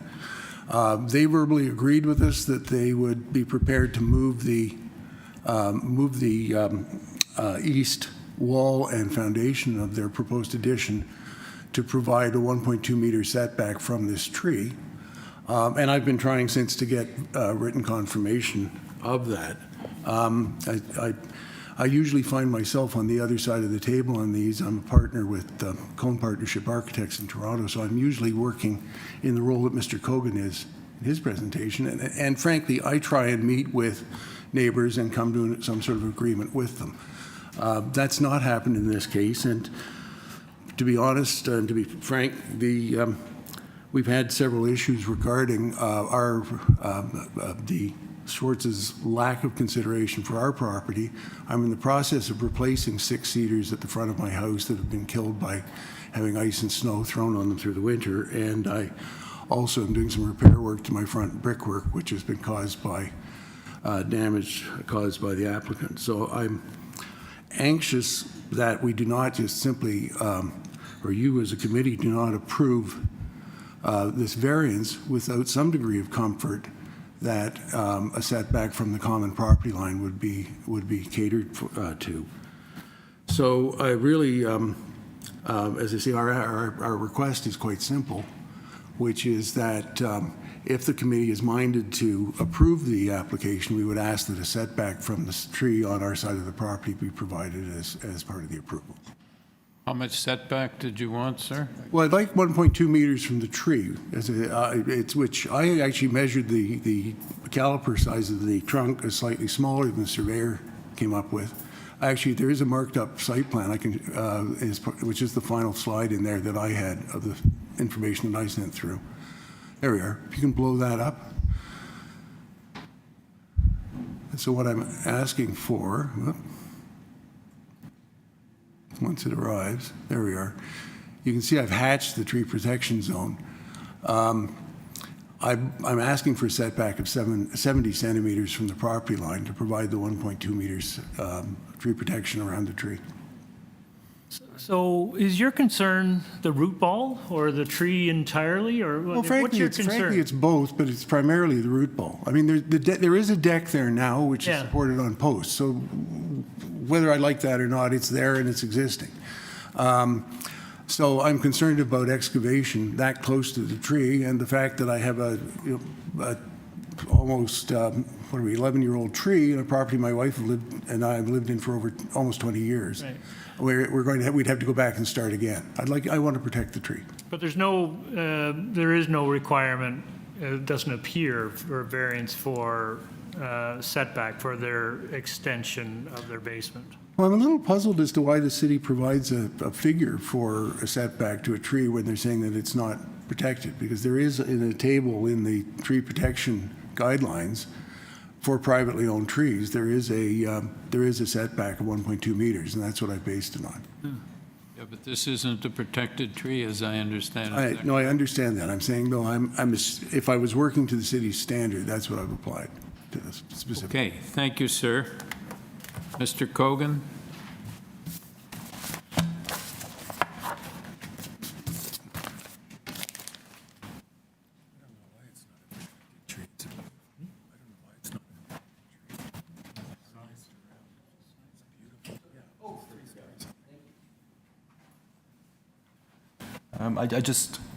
Again, I want to reiterate that I am sensitive. I don't know that moving the addition in would guarantee any safety of the tree. I think there are ways to mitigate it.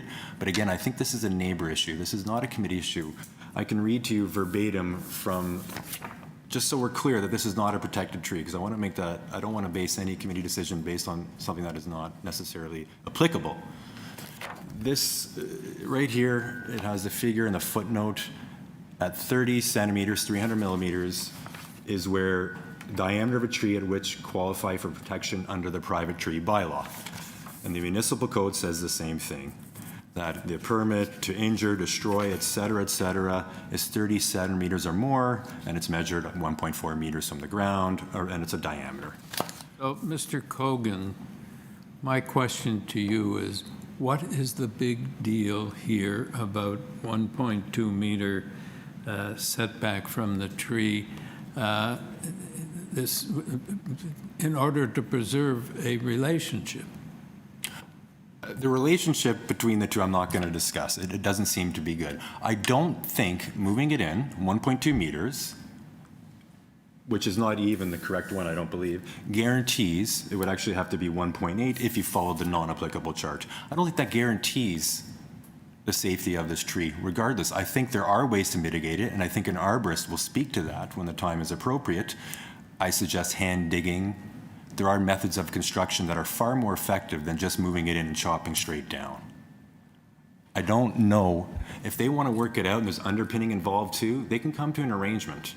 But I don't think we should be negotiating an arrangement on a minor variance for other issues that are clearly happening between these two neighbors. I don't think. Why haven't they worked out an arrangement? I cannot comment on that. Mr. Lawrence wants it moved in. One client may want underpinning. There seems to be a bit of bad blood between the two. And again, they're going to have to be neighbors and they're going to have to work it out. These are two adults. But I don't know that this is the right forum to start negotiating in this for something that is a tree protection area that's not applicable. So of this depth of 22.62 meters, how much of it is above ground? The existing footprint of the deck, it's not going any higher. So if the deck is at the first floor level, that will remain the height of the deck. I'm not talking about the height, I'm talking about the depth.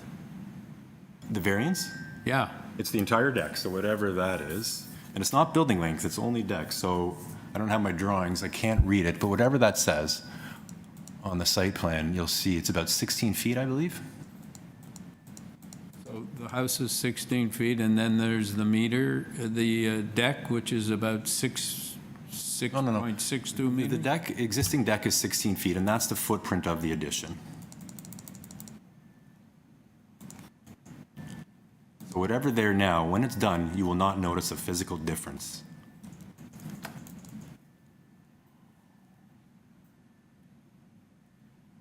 They used to have in 43886, the old bylaw, you could build a cold storage under a deck. You can build a strip footing under a deck. This is sort of the same thing that used to be permitted. I'm not even sure if there's a provision for it, but that's why building length is not applicable here. Well, I'm talking about depth. That's right. Building length talks to the built form. Building depth is usually about above grade, and you can move the house within 2 meters. That's why it's 19 versus 17. It's not really for below grade structures.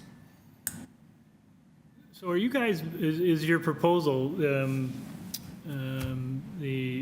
opponent submitted a photo with a measurement across from the fence to the base or to the trunk. Is your, can we pull that up just as a reference?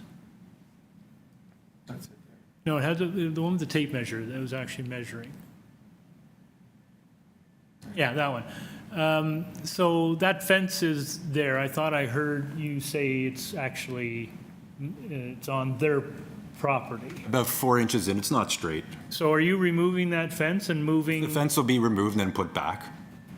But it'll be closer to their tree, is that, or is it going to be basically the same line where that tree? More or less the same line, because we have to a little room for digging and whatnot. Right, so that's 2 feet away from the fence. So you're saying that the addition and the fence and the deck will still be 2 feet away from?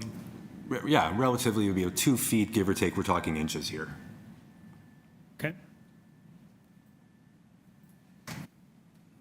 Yes, Carl. Thank you, Mr. Chairman. I'm persuaded by the people next door.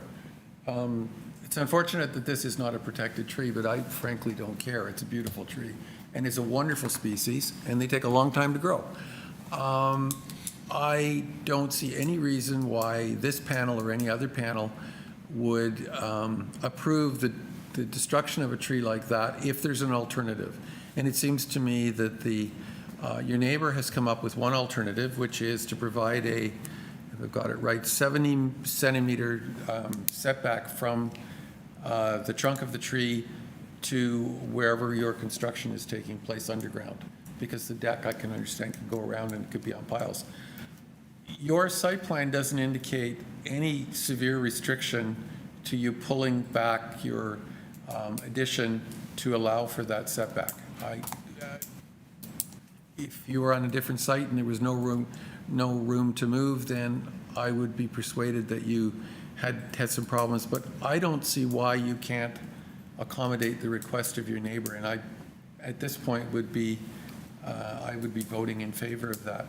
You, however, indicated that there are other alternatives to the setback. I think they are more effective. Okay, but we need them now. Because we're looking, this is our only time to put a condition on this application. And if the condition is setback, that's pretty clear.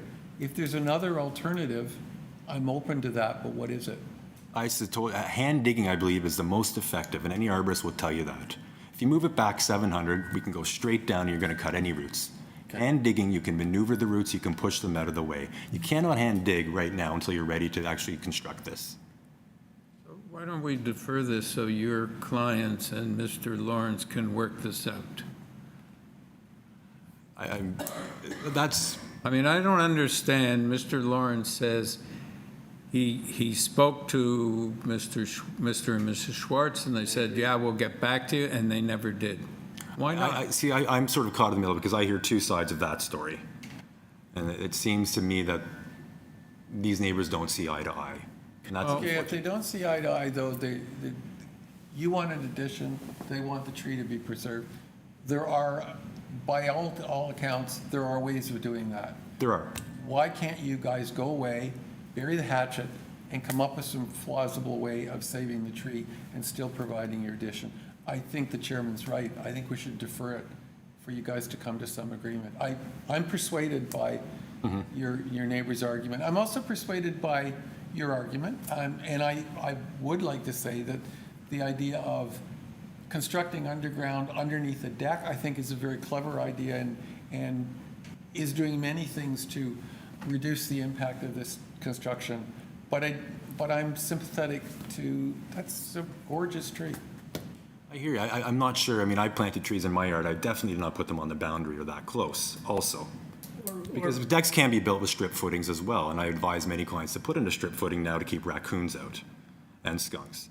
So if a deferral is what's going to happen, that's fine. I don't know. I don't think coming in here suggesting a tree is protected when it's not. Okay, but putting a boundary tree. You're a smart guy, and you've got a lot of alternative ideas. I think there's got to be some goodwill towards the objective, and a discussion would presumably help. For me, it's, I just don't have the technical expertise to know whether in fact that tree would be damaged or not. Right? I mean, if it's 2 feet away, is that actually does excavation next to it affect the root ball? Is it gonna kill the tree? It gives you a chance, if you do it by hand, to push some of those roots out of the way. It might even be worthwhile for someone to, give the panel, whoever hears this next time, the benefit of some professional advice. Like, if you're gonna do mitigative measures, great, but maybe an arborist could actually let us know whether in fact those mitigative measures would negatively impact that tree or it would help save that tree. I just don't, to me, 2 feet away looks like a fairly big distance. Like, are you going to kill the tree? I don't know. But I think we suffer from not having that expertise to be able to draw on. Okay, let's have a motion. Carl. Thank you, Mr. Chairman. I'd like to move that the application be deferred to allow the applicant and the adjacent neighbor at 223 to work out a proposal for preserving there are other trees. The columnar oak tree that's currently the matter of dispute. I don't know how else to describe it. Yeah, you want to state the distance it is from the fence? No, because the fence isn't on the property line, so I think if we identified it as it's the tree that's under dispute, we'll know which one it is. All right. In any event, all we're doing is deferring it to allow them to reach some agreement with respect to what they're going to do to preserve the tree. Yeah. Okay, do we have a seconder? Aaron? Okay, all in favor? You have a deferral. Thank you. Item number 16, 233 Emerson Avenue.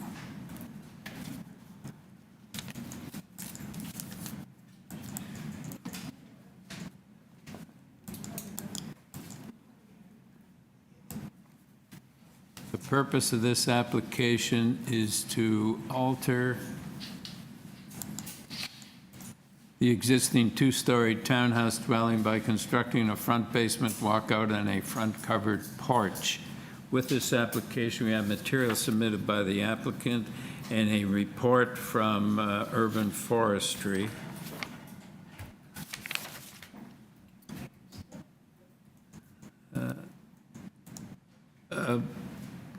Priyanka Vittal.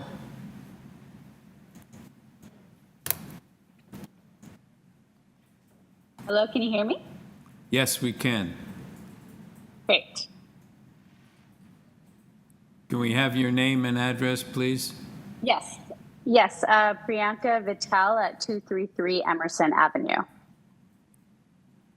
Okay, yes, okay. So I'm going to take this as, it looks fairly straightforward. We're going to take this into committee. And do you have anything you want to say to the panel before we go into committee? No, unless there's any questions, I put everything into written submissions. Well, I see that we're going to have an issue with the amount of landscaping and soft landscaping. Yes, sorry to interrupt. Yeah, the city mentioned, I think Simon Lacoste at the city planning mentioned that as long as we, the staircase is slightly outside the lot line, and as long as we manage to keep it within it, then we should be okay on their end. Well, I'm talking about, I'm not sure what you said exactly, but I'm talking about variance number 1 and number 2, and variance number 1, 34% will be maintained as landscaping where you need 100%, and in variance number 2, you need 75% of the front yard soft landscaping. You've only got 16%. Is there any way that can be improved?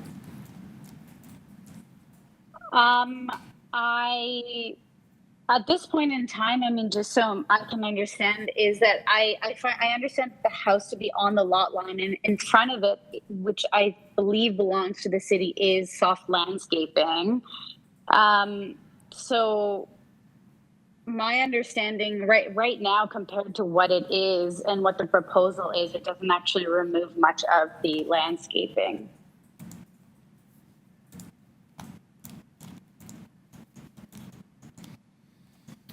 Yeah, so you're keeping the city boulevard as grass, and you're retaining that tree in front, right? Yes. Okay. Yes, we are. Yeah, we're retaining the grass and we're retaining the tree, and that's our plan. No changes other than, you know, putting that staircase in, but we'll be retaining that. And your proposed expansion, the basement expansion, that's basically where the concrete porch is now. Is that correct? Yes, that is correct. So you're not extending beyond the existing porch except for the little walkway or the stairway, sorry, that leads to the basement, right? Yes. Mr. Chairman, Yeah, could so I it's ask fair the to Deputy say- Secretary Treasurer a question?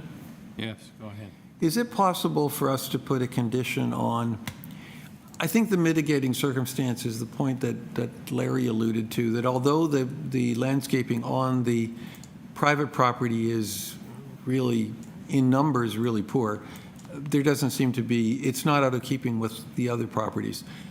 But what makes this work is that there's a substantial front lawn hedge tree on the public boulevard. Can we apply a condition that remain as is? Is that a possibility because it's not their land?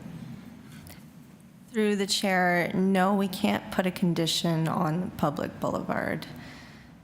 If they were to remove grass from the public boulevard, then that would be a city enforcement issue. They wouldn't be able to do that, and then that would go through a separate process. So the city would protect them keeping the grass? Yes, they wouldn't be able to alter that boulevard. Okay. Our intention is not to, sorry to interrupt. I mean, you could put that condition on us because we don't want to remove it. And just, you know, to speak to our intention in the back, we had concrete, we removed it and put grass in and natural, local plants. So we don't want to make it more concrete at all. We do want to replace it with, or continue to maintain it and have grass and put in some plants again. Through the chair, you could tie to the site plan, at least there's a record of that. And also we could put a note in the minutes for the record that the applicant has agreed to not alter the boulevard or maintain that landscaping. Okay.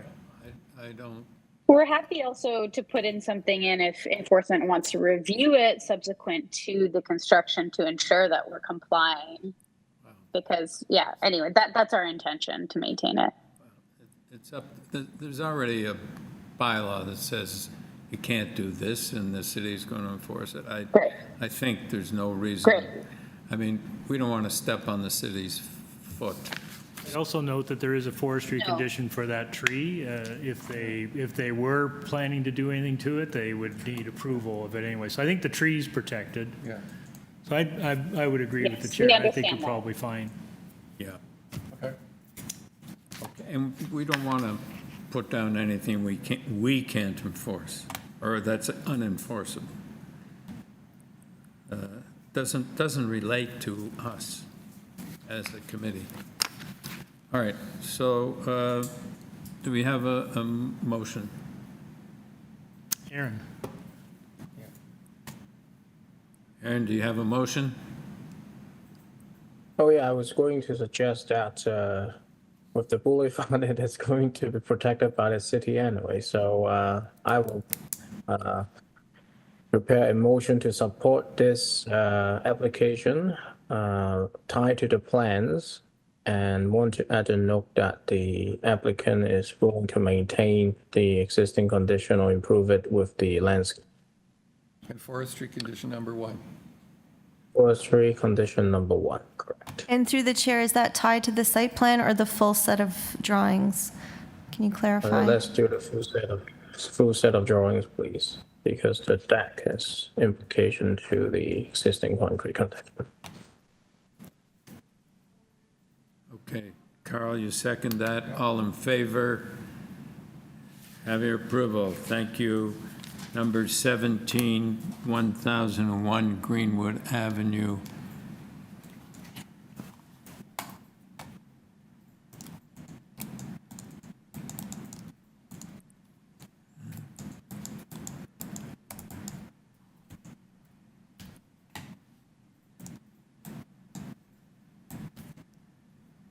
Purposes of this application: alter the existing two-story detached dwelling by constructing a rear one-story addition and a new rear ground floor deck with stairs. With this application, we have material submitted by the applicant and a report from Urban Forestry. Jace Raju Kaneth. Mayor and community members. Myself, Jace Rajukanet, address 537 Danforth Road, here to represent owner for 1001 Greenwood Avenue. Yes, your address, please. 537 Danforth Road. Okay, thank you. This looks straightforward. Do you have anything you want to say to the panel before I take it into committee? Yes, I would like to go for a couple of sentences with regards to the variances. Regarding the variance number 192, the addition is aligning with the existing building at south side, and we have pushed the 0.77 meter setback from the north side. This created the two variances, 1 and 2. If we further shrink to meet the required setback, there won't be any room inside that we can be used as a livable area. And we are not adding anything on the second floor. And regarding the third variance, we are proposing a lot coverage of 43% than allowed. The property is a narrow one with a lot frontage of 4.82 meters and a length of 28.91 meters only. Since the owner wished to have an additional space, we had this variance. So I request the committee to consider this into an account. And I would like to add, in this scenario, there is another lot that got an approval of 42% with this in this neighborhood. And that's from my side. And thank you so much for your time. All right, thank you. All right, panel, do you have a question? Any questions? Carl, do you have a question? No, I have a motion. Okay, bring your motion. Thank you, Mr. Chairman. I think this is a very straightforward application, and I'd like to commend the applicant for showing on the proposed site plan the context, how it relates to the adjacent properties. As that drawing indicates, there is no negative impact in terms of extending beyond the adjacent properties. The proposal is quite compliant with the existing conditions around it. I don't see any negative implications to adjacent properties or to the use of this site. So I'd like to move approval of the application subject to forestry number 3, I believe. 2, sorry. That's it. Thank you. Right, seconder, Larry. All in favor? You have your approval. Thank you.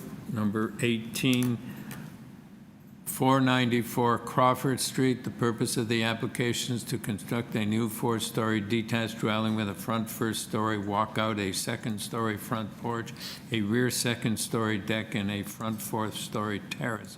The existing rear ancillary building, detached garage, will be maintained and unaltered. With this application, we have material submitted by the applicant.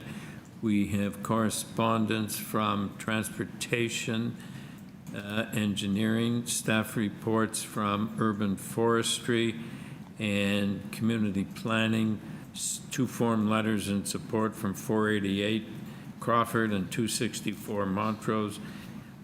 Correspondence and interest or concern from 506 Crawford Street. Tasneen Badrazama.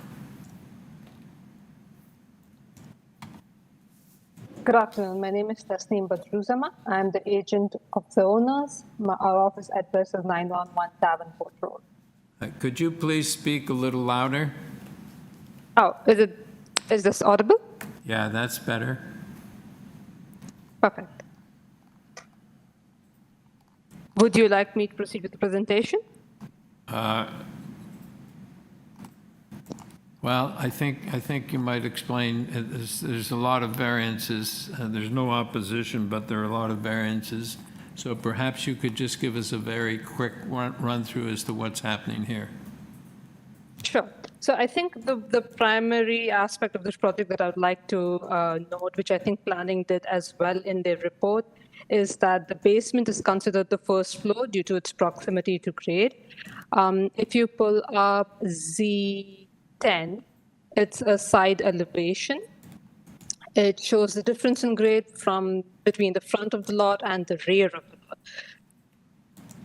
on Z10. So closer to the front, you have the basement is completely above grade pretty much, and closer to the rear, it's almost completely below grade. Most of the variances with respect to height of the building, height of pedestrian entrance, all of those arise from established grade being measured at a point where the grade is lower. I would also like to note that this is a replacement dwelling. There's an existing house which is structurally unsafe and needs to be demolished. We have tried to keep the overall building height, the height of pedestrian entrance, exactly as they are for the existing dwelling. There are side yard setback variances which are better than what the existing setbacks are. Yeah, I think that covers all of it. I'm happy to answer any questions you may have.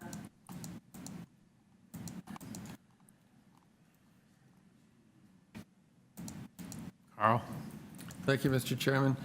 Is there anything you can do to increase the amount of soft landscaping in the front yard? Basically, the entire front yard is paved. There's a little bit of grass, and it's in large part due to your entrance to the basement from the street. Now, as I read your plan, the basement's going to be used by the occupants of the main dwelling. It's got a Pilates studio and a recreation room, so I would question whether you need a front entrance off of the street. And if you didn't have that, you could increase the amount of landscaping that you have in the front yard. The second issue I have real problems with is there's another paved pad on which you're going to store garbage containers, which is an unsightly city problem. There is I gather, not adequate side yard space for you to store those in the backyard, but there needs to be a better solution for garbage containers than sticking them on the front lawn. And I'm wondering if you could give me some suggestions for either of those those concerns. So regarding the garbage containers, we've had discussions with the homeowners and as well as planning, who are also concerned about the soft landscaping. We're open to relocating them to be under the front porch in an enclosed space, and then the concrete pad proposed on the south side of the walkway, that can all be soft landscape. So you have enough space under the porch that they can be slid under there, and then you could turn that pad into landscape?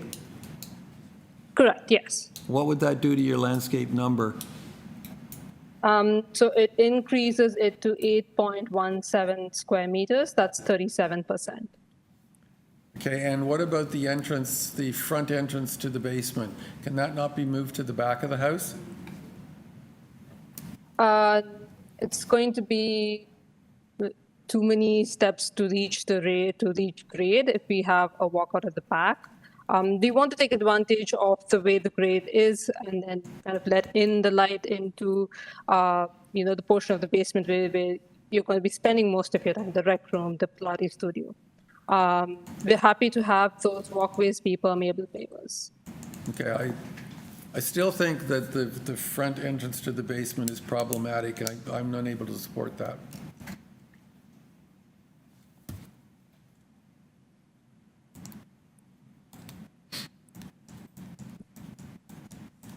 Would you be open to a narrower walkway if we go down to maybe, let's say, 4 feet? That does change the variance slightly and increases the soft landscaping.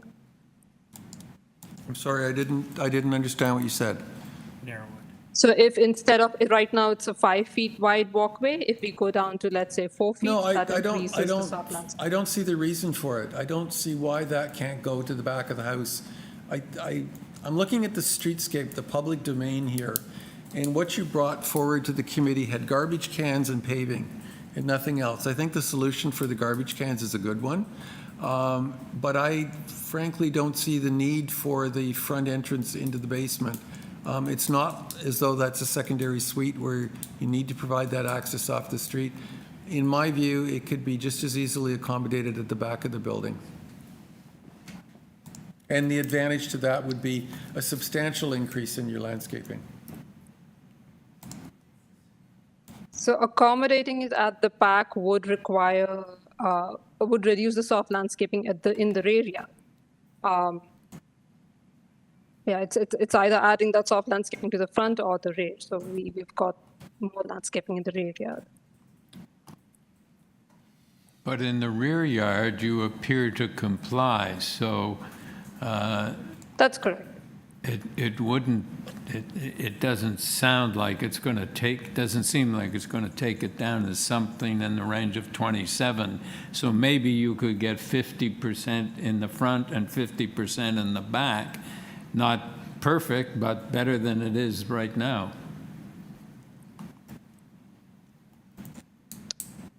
If she's going to move it to the back, she might need a new zoning certificate.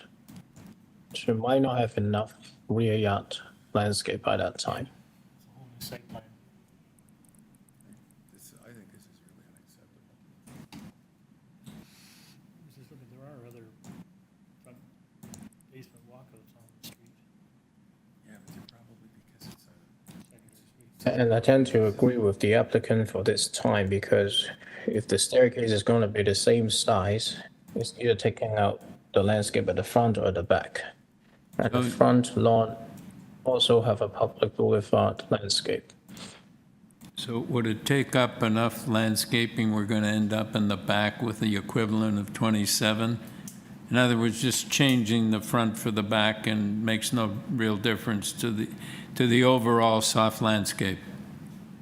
Yes, if you look at the whole lot, the total net gain of soft landscape is 0, just moving to the back. In fact, it would be further reduced if you move it to the back, because the number of steps required would be much greater than what we require at the front.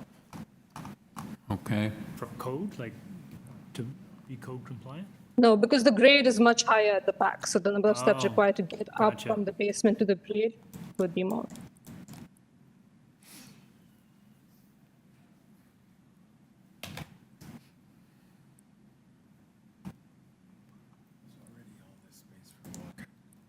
Okay, so does moving the garbage cans to under the porch, does that change any of the variances? It does increase the soft landscaping to 8.1 square meters, and that's 37%. Okay. All right. Let us, Chair, I'm happy to, I'll move motion. I know Carl may not agree with this, but I'm not as fussed with the front walkout as I know he has very good reasons for raising them. But again, I see the city boulevard in front will be mostly landscaped, so I don't see that as being an overall negative reduction in landscaping. Aaron's point about, switching it to the rear adds complications as well. So I'm... Don't gain anything. Yeah, soft landscape. Now, are you responding to the variance that we've got, or she's proposing an increase to number 3? Yes, I will. Okay. I will suggest that we accept the change to variance number 3. I didn't catch the actual numbers. I don't know if anyone did. Maybe we can restate them. What was your new variance for the front yard now that you've moved the garbage cans? It's number 10, Larry, I thought. Oh, sorry. Something like 37. Yeah, sorry. Can we go back to the agent? Are you online? I'm online. Can you hear me Can now? you just, for our benefit, restate what variance 10 would read if with having removed the garbage cans? So the soft landscaping would be 37%, 8.1 square meters. Great, thank you. So I'll move a motion for an amended application, amending number 10 along those lines. And there are planning conditions, right? Yeah, there's a planning condition. There's a planning condition, transportation condition, and forestry number 3. Through the chair, Transportation Services has no objections. Planning is, And so it was just an advisory note from Transportation Services, and then there is urban forestry condition number 3, Yep. and there are 2 planning conditions. Right. Okay, do we have a seconder? Okay. Aaron, you second that? Okay, all in favor of the motion? Okay, Carl, you're opposed? Yes. Okay, 3-1. Okay. Yeah, got it. Next item is number 19, 125 Ava Road. Purpose of the application is to alter the existing 2-story detached dwelling by constructing a 2-story rear addition, a rear basement walkout entrance, and a new ground level rear walkout deck. The rear in-ground swimming pool will be removed. With this application, we have material submitted by the applicant, staff report from Urban Forestry, and 15 form letters in support. Mr. George Silva.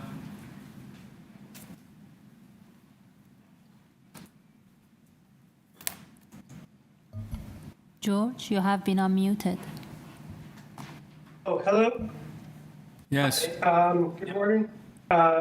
My name's George Silva from Design Distillery, located at 90 Gower Street, Unit 2. I'm the architect and agent for the owner. Okay, I think this looks like we can take it into committee to discuss. Do you have anything you want to say to the panel before we go into committee? Yes, I'd just like to clarify an item that was redlined on the zoning notice. That item, our intention, when we submitted that item, our intention was merely to simplify construction alignments with the proposed decks, but we'd rather not have any impact on this decision today based on that item, and we're happy to defer back to the 11 centimeter difference that was originally stated on the zoning notice. Which variance is that?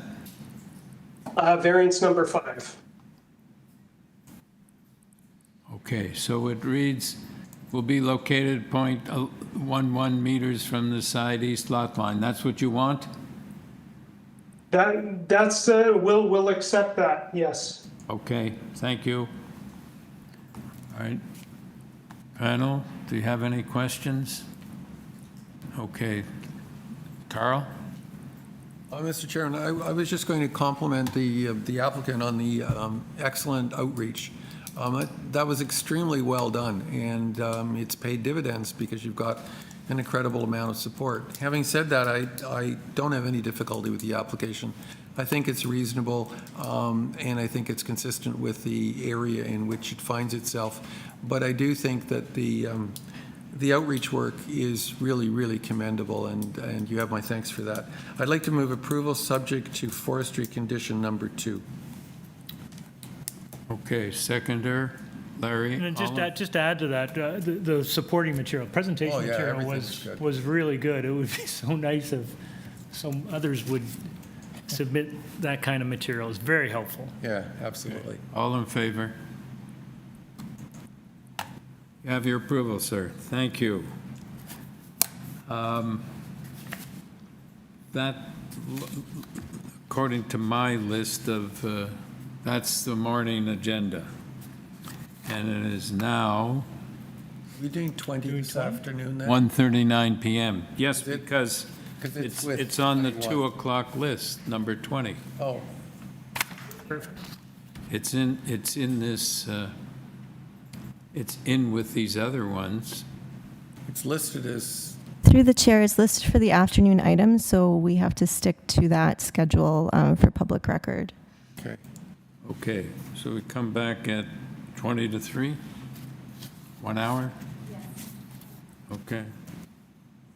All right, guys, I just want to say goodbye to you. I can't join the afternoon meeting. It will be just 3 of you. So I'll see you next time. We'll miss you. Yeah. Thank you so much. Bye. All right. Have a good afternoon. Bye-bye. Goodbye, Aaron. And thank you all the staff. Thank you. Bye-bye. How do you leave this when you go? Do you need to turn everything off? All you do is turn your video off.